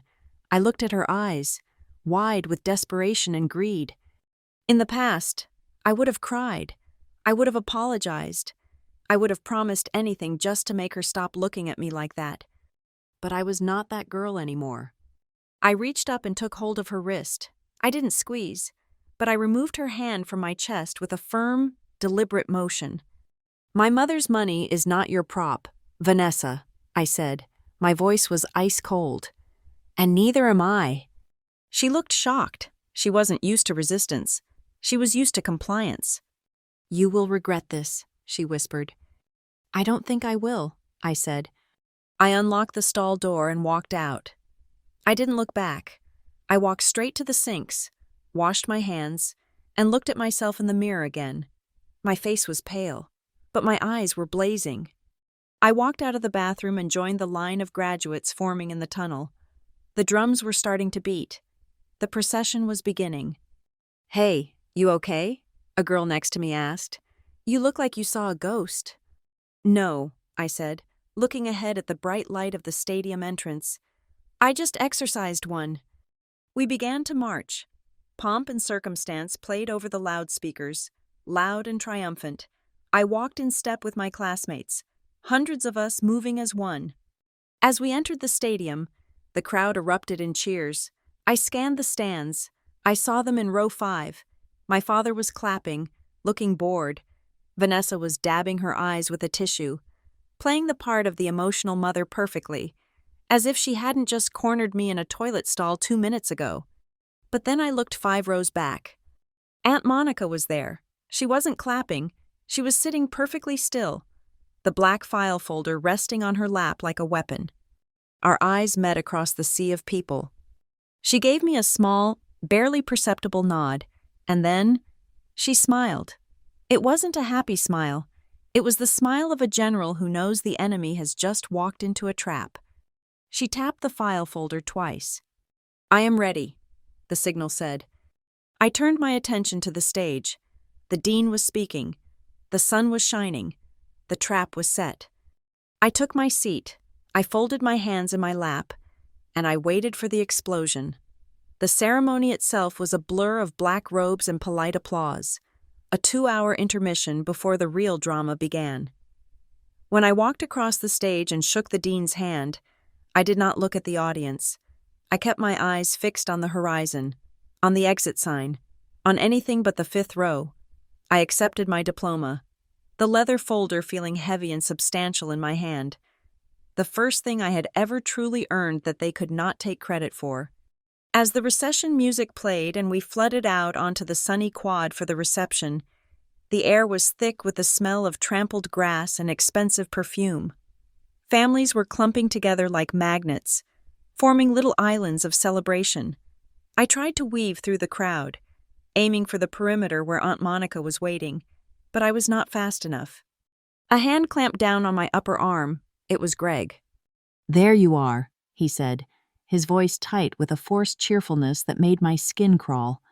"We have the car waiting around the back, but first, Vanessa wants to say hello to the Hendersons. They drove all the way from Rivermont just to see you." He steered me, physically pushed me, really, toward a large white tent set up near the Alumni Center. A DJ was playing low jazz, and there was a small platform with a microphone where the university president had given a toast earlier. A group of our neighbors, people I had grown up with, were gathered there, holding glasses of punch. Vanessa was in the center of them, holding court. When she saw us, her eyes lit up with a manic intensity. She looked like a predator who had just cornered a rabbit. "Here she is," Vanessa announced, her voice booming. She waved us over, gesturing for the neighbors to form a semicircle around us. "Our graduate, the pride of the Hartman family." She grabbed my hand and pulled me up onto the edge of the small platform. I felt trapped.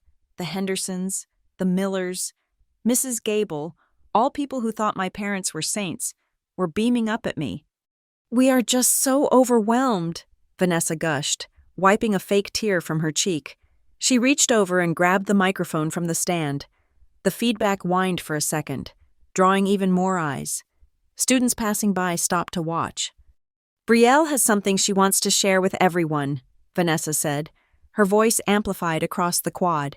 She turned to me, her smile stretching so wide it looked painful. "Don't you, sweetie? A little announcement about how you are going to help the family invest in the future." She thrust the microphone into my hand. The trap snapped shut. It was brilliant, in a twisted way. She was forcing me to make a public verbal contract. If I agreed here, in front of 20 witnesses and a microphone, backing out later would make me look like a liar and a manipulator.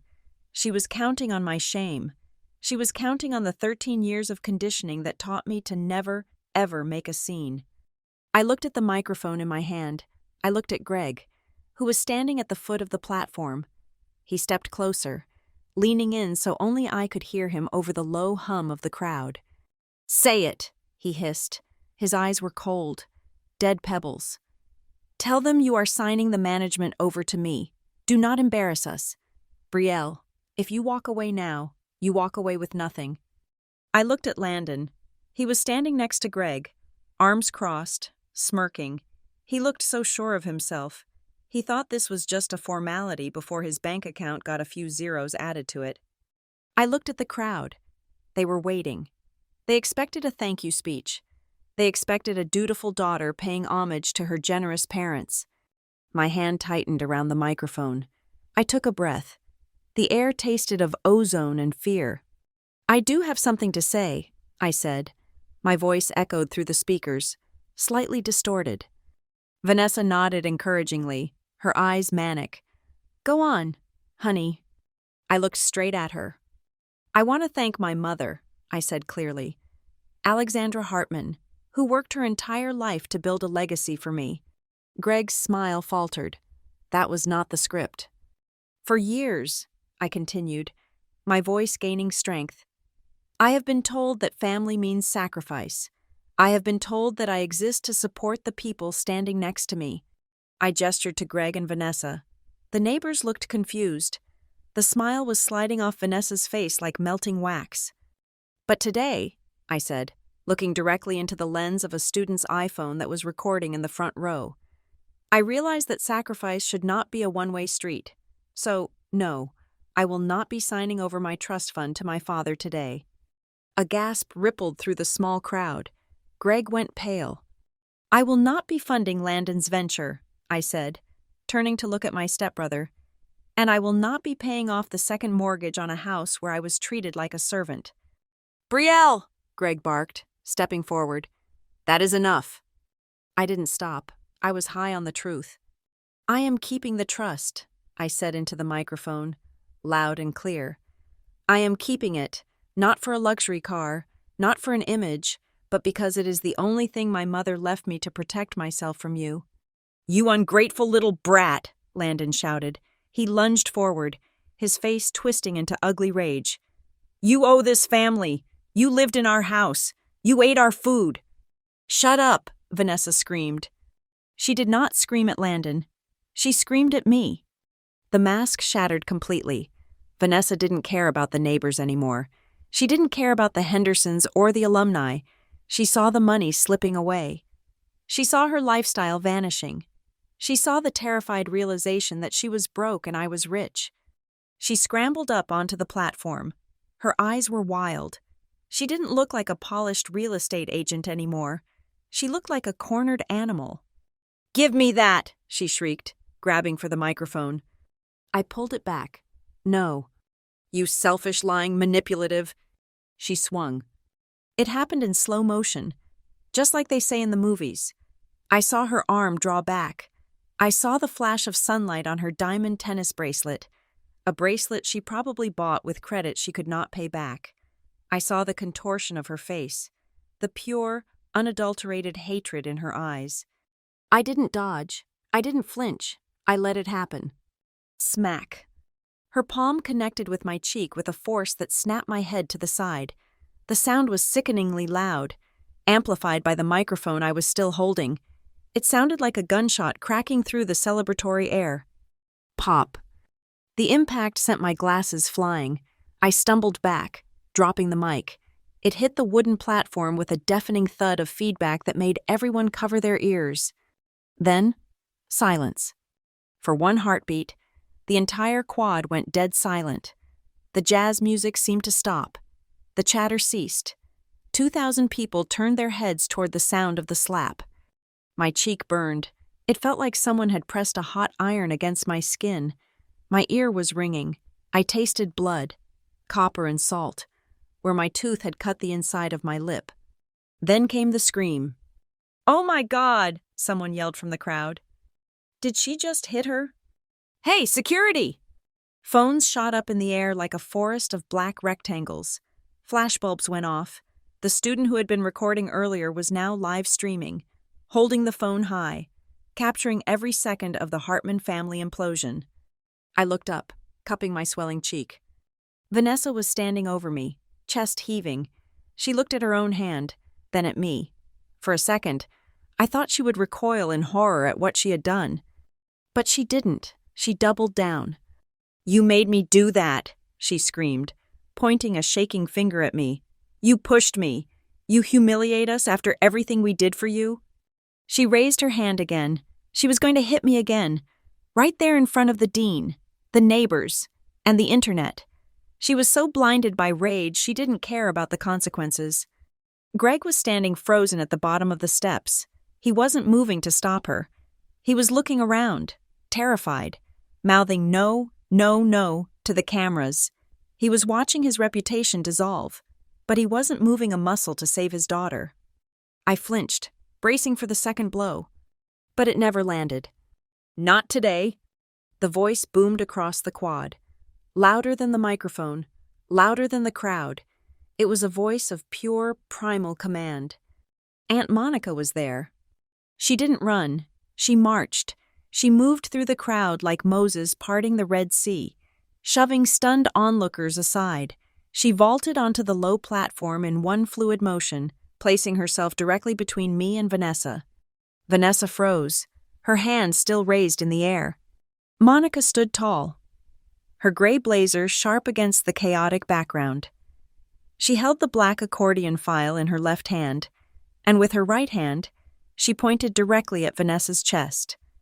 "You touch her again," Monica said, her voice low and vibrating with a deadly calm that was more terrifying than any scream. "And you will leave this campus in handcuffs." "Get out of my way, Monica," Vanessa spat, though she took a step back. "This is a family matter." "Family?" Monica laughed, a harsh barking sound. "You stopped being family the moment you raised your hand." Monica turned to the crowd. She raised the black file high in the air, like a sword. "Look at them!" she shouted, her voice carrying to the back rows. "Look at the people who claim they love her. Look at what they do when they think no one is watching." She turned back to Greg, who was now trying to climb onto the stage to do damage control. "Greg!" she barked. He stopped. "You wanted a spectacle?" Monica asked, her eyes blazing. "You wanted to make an announcement? Fine, let's make an announcement." She slapped the file folder against her palm.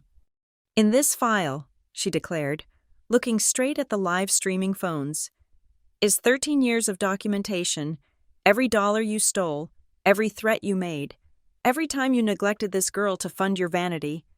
Vanessa went pale. Her hand dropped to her side. "You wanted her to sign the papers?" Monica asked, stepping forward, forcing Vanessa to retreat to the edge of the platform. "Well, guess what? She does not need to sign anything, because as of 48 hours ago, the hardship clause was triggered." "What?" Greg whispered. "No, you cannot." "It is done," Monica screamed. "The trust is hers, the house is collateral, and you?" She looked at Vanessa, then at Greg, then at Landon. "You just destroyed your own power in front of 500 witnesses," she said. "You just gave us the assault charge we needed to bury you." "Security!" Greg yelled, waving his arms, trying to regain control. "Remove this woman. She is harassing my wife." "I am not harassing her," Monica said, standing her ground as two uniformed campus police officers began to run toward the stage. "I am testifying." She turned to me. I was still on my knees, holding my face. She reached down, her expression softening from warrior to mother figure in an instant. "Stand up, Brielle," she said gently.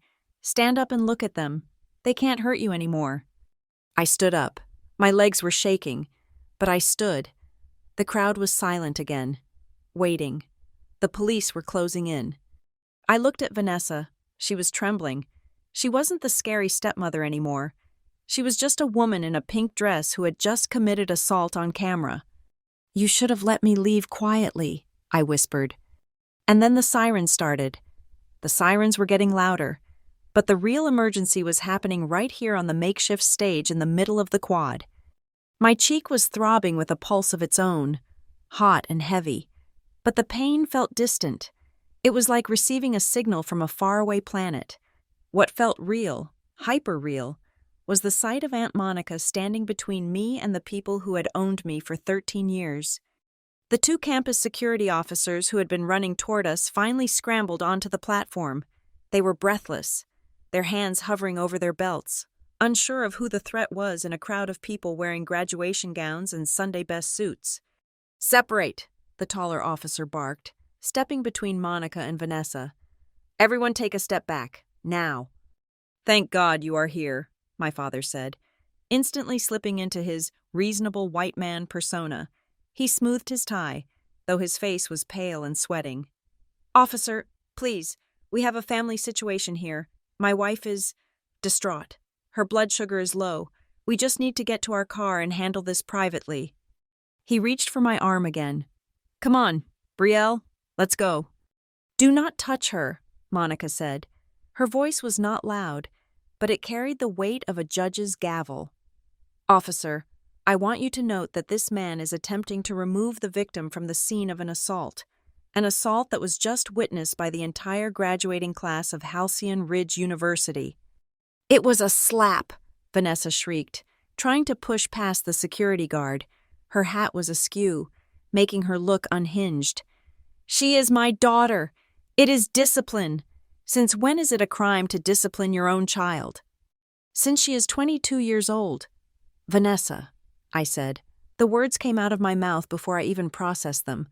My voice shook, but not with fear, with rage. I am not your child. I never was.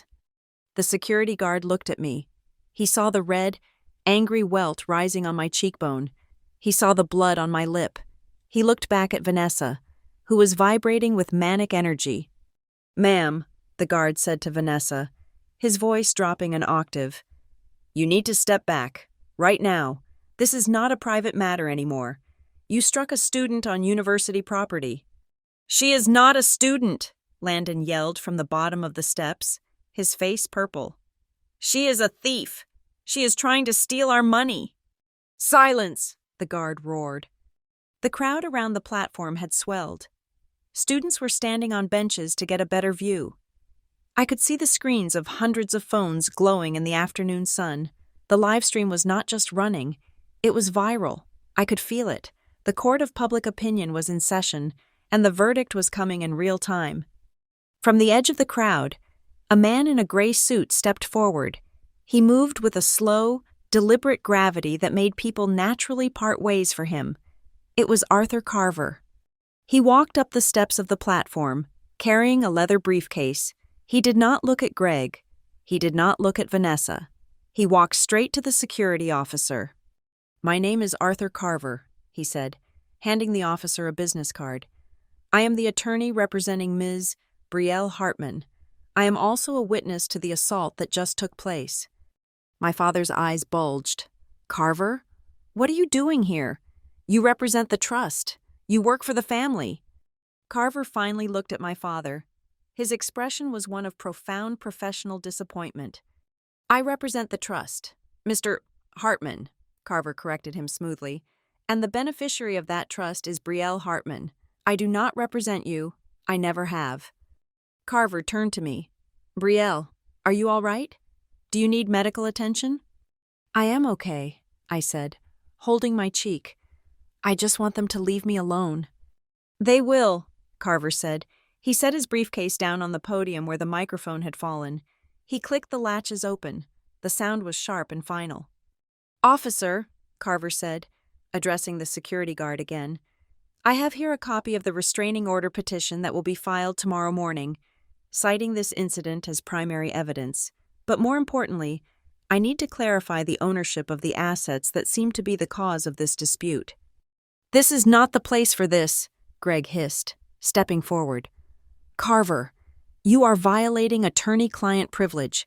If you discuss my finances in public, they are not your finances, Greg, Monica interrupted.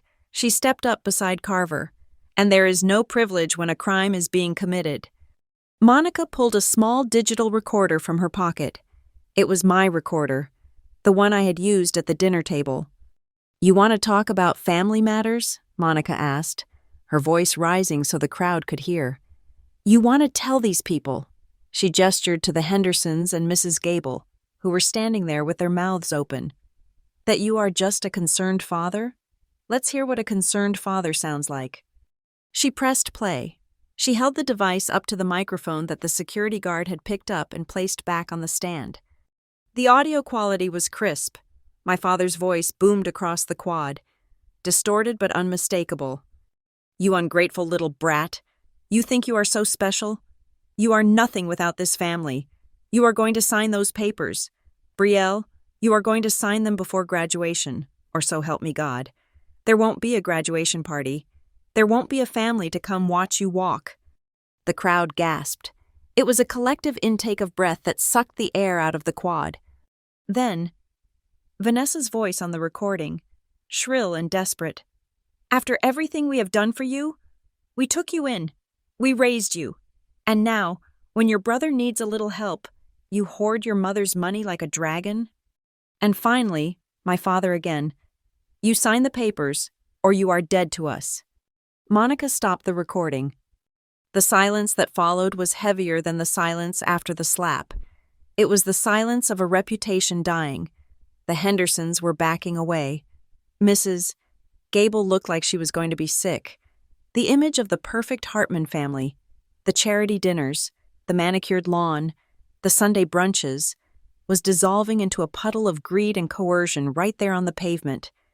"That is taken out of context," Vanessa screeched, but her voice lacked its usual power. It sounded thin and terrified. "We were emotional.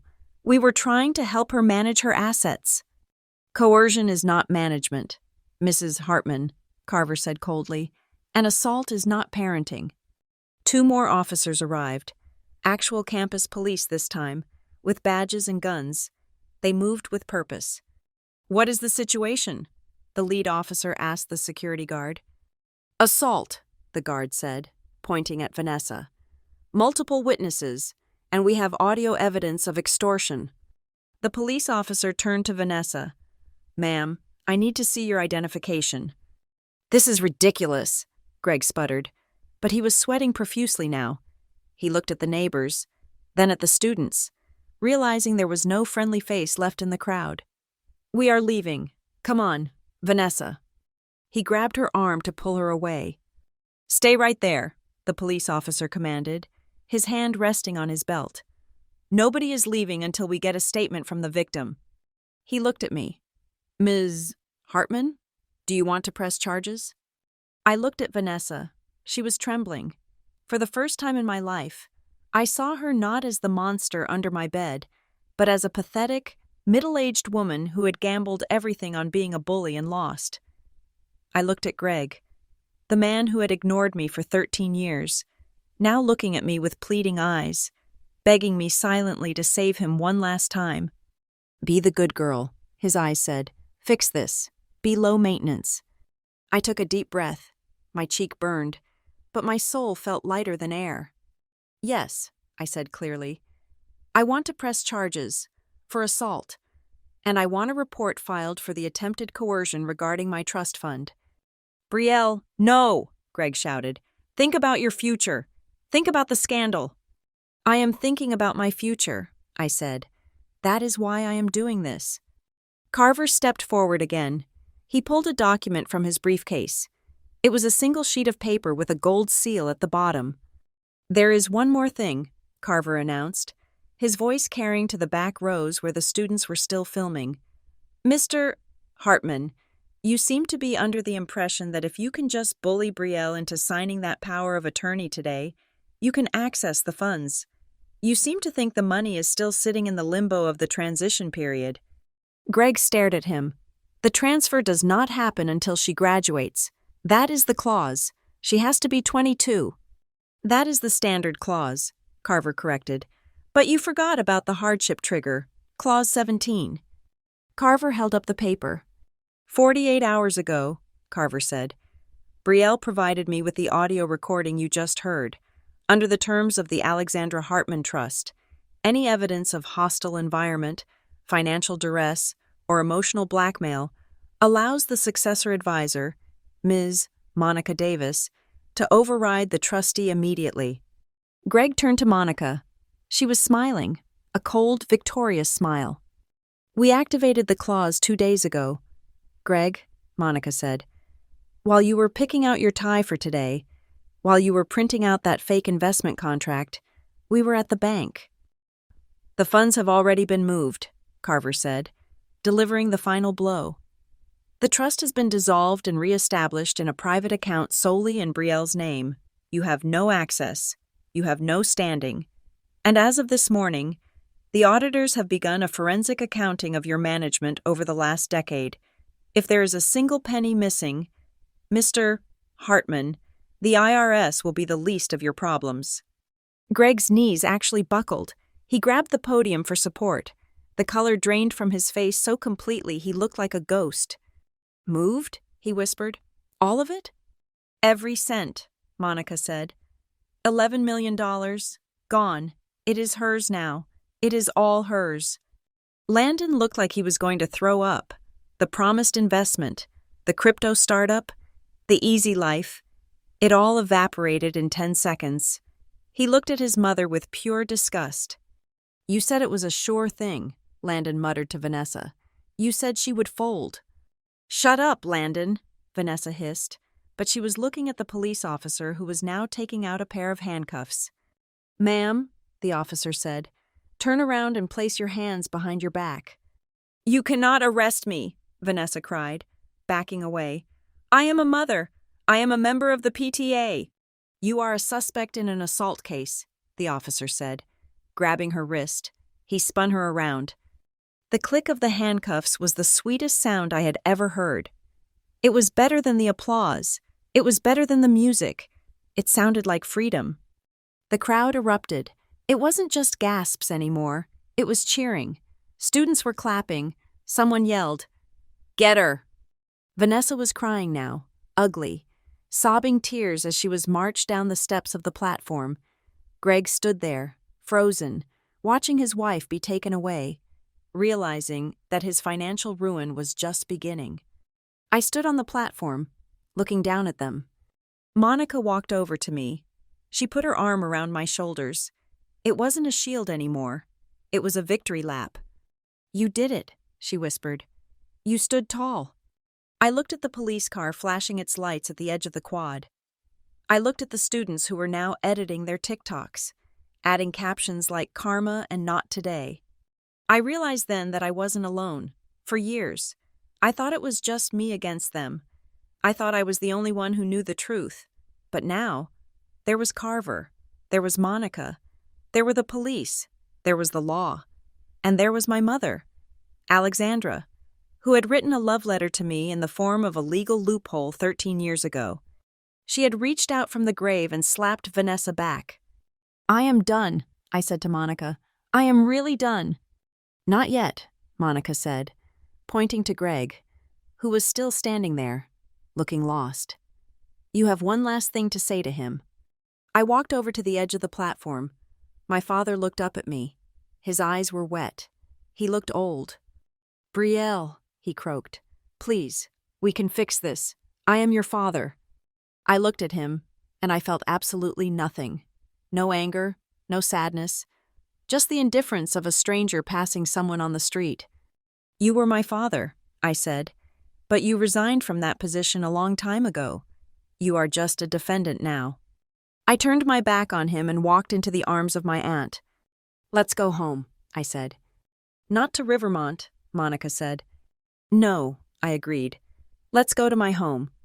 We walked off the stage together, leaving the wreckage of the Hartman family behind us for the internet to dissect. The sun was still shining, but for the first time in my life, it felt like it was shining on me. The hearing took place on a Thursday morning, 3 days after graduation. The air in courtroom 4B was sterile and cold, smelling of floor wax and old wood, a sharp contrast to the sunny, chaotic humidity of the graduation quad. I sat at the plaintiff's table next to Arthur Carver.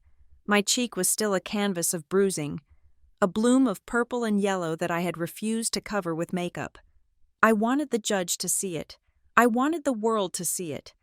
Every time I blinked, I could feel the ache in my zygomatic arch, a dull throb that served as a constant reminder of why we were here. Across the aisle, my father and Vanessa sat with their lawyer, a man named Mr. Henderson, who looked like he had been hired in a hurry. Greg wore a gray suit that usually made him look authoritative, but today it just looked like a costume. He was pale, his eyes darting around the room, unable to land on anything for more than a second. Vanessa was wearing a beige cardigan and no jewelry, trying to play the role of the demure, misunderstood mother. She kept her head down, staring at her hands, which were folded tightly in her lap. Judge Sterling entered the room. She was a woman in her 60s with steel-gray hair and eyes that looked like they could cut glass. She did not look like someone who had patience for family drama. "We are here for the emergency petition for a protective order and the affirmation of the trust execution regarding Brielle Hartman," Judge Sterling said, shuffling the files on her bench. "I have reviewed the police report from the university. I have also viewed the video evidence provided by the plaintiff." She looked up over her reading glasses, her gaze landing squarely on Vanessa. "It is quite a video," the judge noted dryly. "Mr. Henderson stood up. "Your Honor, my clients would like to state that the incident at the graduation was a regrettable lapse in judgment caused by extreme emotional distress. They are loving parents who were simply trying to— Loving parents do not strike their adult children across the face in front of 2,000 people. Counselor." Judge Sterling interrupted. Her voice was calm, but it carried a weight that silenced the room. "Let us look at the facts. I want to hear from the father. Mr. Hartman, stand up." Greg stood up slowly. He smoothed his tie, a nervous tic I had watched for years. "Your Honor," Greg began, his voice trembling slightly, "you have to understand the context. We were under a lot of pressure. She is young. She does not understand finance. We were simply trying to provide financial guidance. The trust is a complicated instrument, and we wanted to ensure the assets were managed correctly for the benefit of the entire family." "For the family?" Judge Sterling asked. "Or for the beneficiary? Because those are two very different things. Mr. Hartman." "Well, we are a family," Greg said, spreading his hands in a gesture of helplessness. "We share burdens. We share successes. We were just trying to have a conversation about investment strategy. Brielle became belligerent. She was making a scene. We were just trying to calm her down." I felt a fire ignite in my chest. Calm me down? By cornering me? By threatening me? "Is that so?" the judge asked. "Let us play the tape." The bailiff pressed a button, and a large screen on the wall flickered to life. It was the live stream footage. The angle was high and clear. The courtroom was silent as the video played. My voice rang out, clear and defiant. "I am keeping the trust, not for a luxury car, not for an image, but because it is the only thing my mother left me to protect myself from you." Then came the slap. Even on the screen, the sound was sickening. Smack. I saw Greg wince. Vanessa closed her eyes. But the judge did not stop the video there. She let it run. The video showed me stumbling back. It showed Vanessa screaming. And then, it showed the moment that destroyed their defense completely. It showed Vanessa raising her hand a second time. It showed her lunging forward, teeth bared, intent on hurting me again while I was already down. It showed Aunt Monica stepping in. It showed the fear on Vanessa's face not because she regretted hitting me, but because she had been caught. Judge Sterling paused the video right on the frame where Vanessa's hand was raised in a claw, inches from my face. "Mr. Hartman," the judge said, her voice dropping to a dangerous whisper. "You claim you were trying to calm her down, yet this video clearly shows your wife attempting to assault the plaintiff a second time while she was retreating, and you," she pointed a pen at Greg in the freeze frame, "are standing there doing absolutely nothing." Greg opened his mouth, but no sound came out. "That is not financial guidance," Judge Sterling said. "That is battery, and that is cowardice." She turned to Monica, who was sitting in the gallery behind me. "Ms. Davis," the judge said, "you are listed as the successor advisor to the trust. You also submitted a piece of evidence marked Exhibit C, a handwritten letter?" "Yes, Your Honor," Monica said. Standing up, she walked to the witness stand, her posture straight and military. She held the original letter my mother had written on blue stationery. "Please read the relevant passage for the court," the judge instructed. Monica cleared her throat. The room was so quiet, I could hear the hum of the air conditioning vents. "This was written by my sister, Alexandra Hartman, 3 days before she died," Monica said. She looked at Greg. She wrote, "If you are reading this, Monica, it means Greg has lost his way. I love my husband, but I know his weakness. He craves approval. He craves status. If the day comes where he places his own ego above Brielle's well-being, if he tries to use her inheritance to prop up a life he cannot afford, you must stop him. Use this money to take her away. Do not let him turn my daughter into a sacrifice for his vanity. Greg slumped into his chair. He put his hand over his face. It was the first time I had ever seen him look truly defeated. He wasn't crying for me. He was crying because his dead wife had seen right through him from beyond the grave. She had predicted his failure 13 years ago. "The letter is quite clear," Judge Sterling said. "Mr. Carver, what is the status of the funds?" Arthur Carver stood up. He was the picture of legal precision. "Your Honor," Carver said, "as of 48 hours prior to the incident, the hardship clause was invoked based on recorded evidence of extortion. The entirety of the Alexandra Hartman Educational Trust, totaling $11,400,000, has been removed from Mr. Hartman's management. It is now secured in a private holding solely under Ms. Brielle Hartman's name. Mr. Hartman has no access, no oversight, and no claim." "And the house in Rivermont?" the judge asked. "The house was purchased with the initial down payment from the trust," Carver explained. "However, Mr. Hartman took out a second mortgage against the equity without the advisor's consent. The trust holds the primary lien. Since the trust is now under new management, we will be calling in that note. Mr. Hartman and his wife will likely need to vacate the premises to satisfy the debt." Vanessa made a choking sound. She grabbed Greg's arm, whispering frantically, "What does that mean? Greg, what does he mean?" It meant they were homeless. It meant the house they used to show off to the neighbors was about to be foreclosed on by the daughter they treated like a servant. Judge Sterling turned her gaze to me. "Ms. Hartman," she said gentle, "I have heard the lawyers, I have seen the video, but I need to hear from you. Do you feel safe in the presence of your father and stepmother?" I stood up. My legs felt steady. I looked at Greg, huddled in his chair. I looked at Vanessa, panic rising in her eyes. "No, Your Honor," I said. "I do not feel safe. For 13 years. I was not a person to them. I was an asset. I was a maid. And when I tried to leave, they attacked me. If they can hit me in front of 2,000 people, I am terrified of what they would do to me in private." I took a breath. "They do not love me," I said. "They love what I can pay for, and I am done paying." Judge Sterling nodded. She picked up her gavel. "The court finds in favor of the plaintiff," she ruled. "I am granting a permanent restraining order against Vanessa Hartman and Gregory Hartman. You are to have no contact with Brielle Hartman.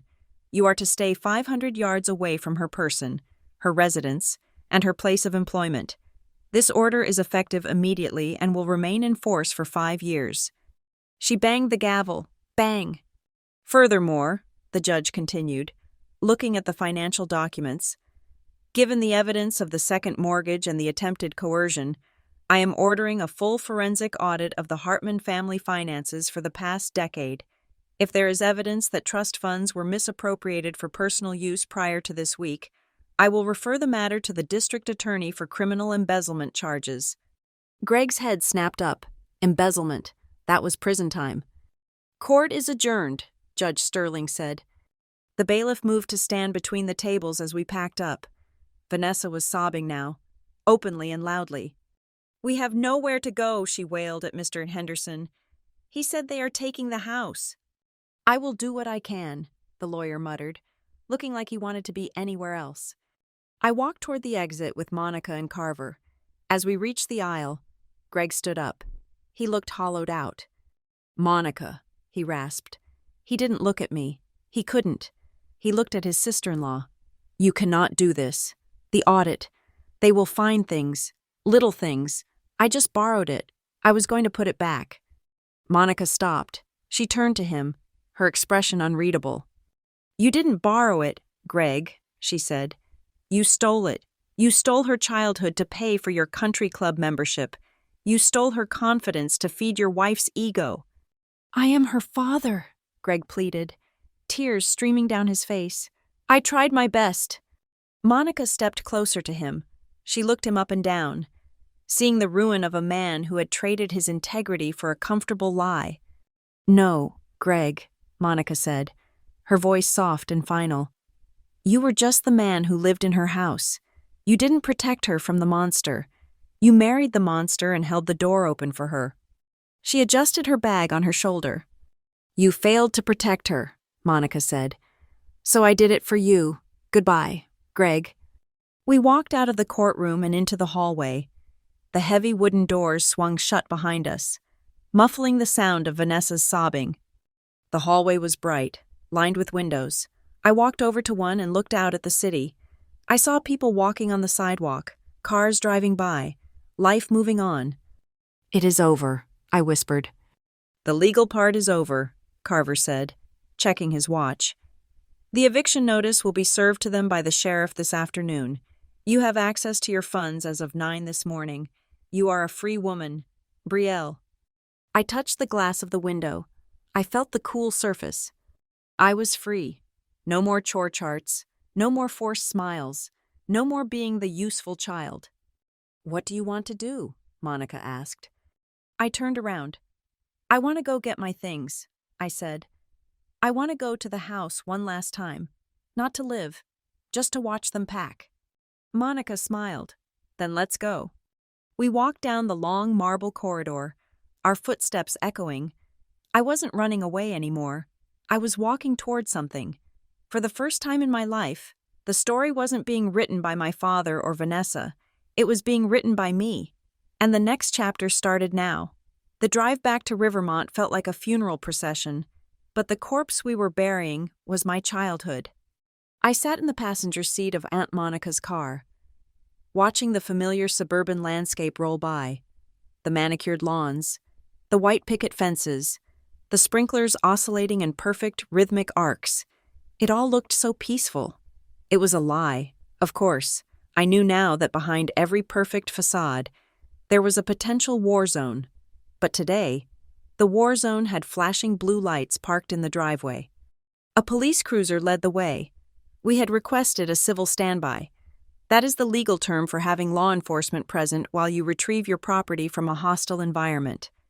It meant I had 20 minutes to pack 13 years of my life into cardboard boxes, while an officer stood by the door with his hand on his belt to make sure my father did not try to finish what my stepmother started at graduation. We pulled into the driveway of the house on Elm Street. It had only been a few days, but the house already looked different. It looked tired. The grass was a little too long. There was a newspaper sitting in a puddle near the mailbox, dissolving into gray mush. The front curtains were drawn tight, like eyelids shut against the shame of what the neighbors had seen on the news. "Are you ready?" Monica asked, turning off the engine. "No," I said honestly, "but let's do it anyway." We got out. The air smelled of freshly cut grass and impending rain. The police officer, a kind man named Deputy Reynolds, met us at the front door. "I will go in first," Reynolds said. "Ms. Hartman, you stay close to me. Grab what you need. Do not engage in arguments. We are here for property retrieval only." He knocked on the door. Greg opened it. My father looked like he had aged 10 years in 3 days. He was wearing a wrinkled polo shirt and sweatpants. He hadn't shaved. His eyes were red-rimmed and hollow. Behind him, the house was dark. "Brielle," he said. His voice was a croak. He looked past me to the police officer, and a flicker of humiliation crossed his face. Was this necessary? Bringing the police to my house? "It is not your house, Greg," Monica said sharply, stepping past him. And yes, it was necessary. We walked inside. The smell hit me first. It was the smell of that expensive floral perfume Vanessa wore, mixed with the stale odor of whiskey and fear. I looked around the living room. It was a shrine to a lie. Everywhere I looked, there were pictures of Landon in his football uniform, Landon at prom, Landon holding a trophy. There were dozens of them, framed in silver and gold, lining the mantel and the walls. I looked for a picture of me. There was one. It was a small 4x6 frame, tucked away in the corner of a bookshelf, partially obscured by a decorative vase. It was from when I was 10, right after Mom died. I looked small and scared in the photo. That was it. In a house of 3,000 square feet, I occupied 4 inches of shelf space. "I am going upstairs," I said. I walked up the stairs, the carpet feeling worn under my shoes. I passed Landon's room. The door was open. He was sitting on his bed, staring at the wall. His gaming chair was empty. The expensive computer setup was dark. He looked up when I passed, his eyes full of sullen resentment, but he didn't say a word. He knew better. The cop was right behind me. I entered my room. It was exactly as I had left it. The beige walls, the single bed, the wobbly IKEA desk. It felt like a hotel room where a guest had stayed for too long. It didn't feel like home. It felt like a holding cell. I opened the duffel bag I had brought and started packing. I didn't take much. I didn't want their clothes. I didn't want the bedding. I went straight to the closet. I pulled out the hollowed-out biology textbook from the top shelf, my bank, my secret. I opened it to check.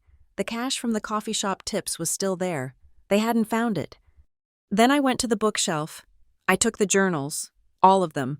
The black notebooks I had filled since I was 9 years old. The record of every silence, every slight, every moment of neglect. These were my history. These were the proof that I existed.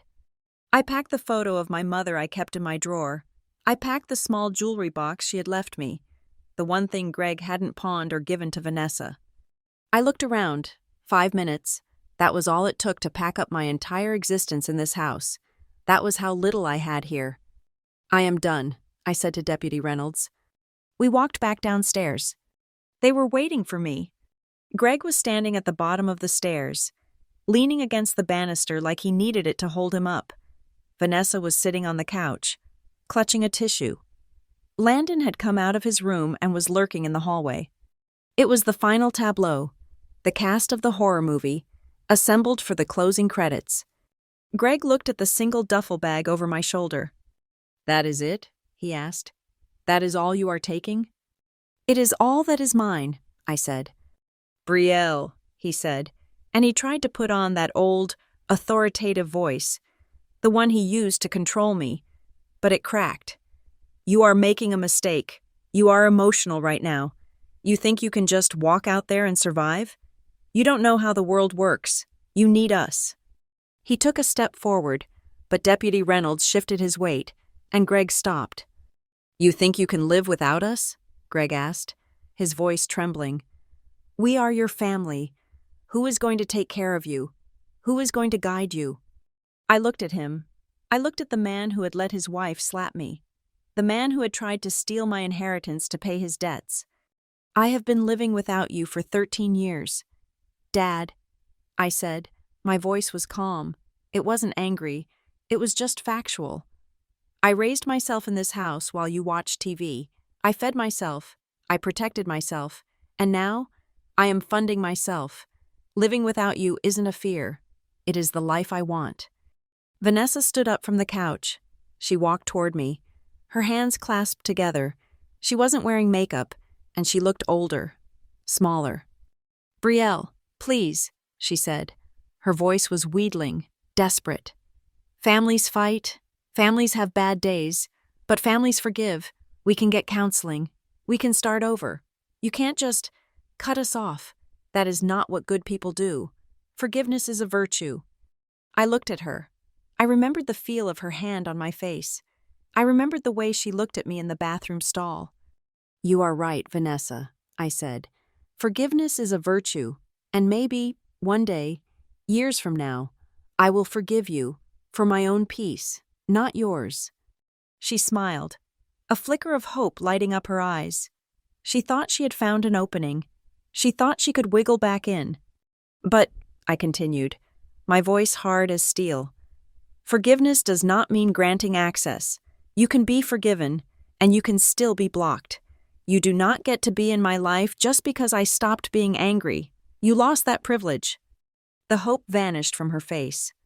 Landon spoke up from the shadows of the hallway.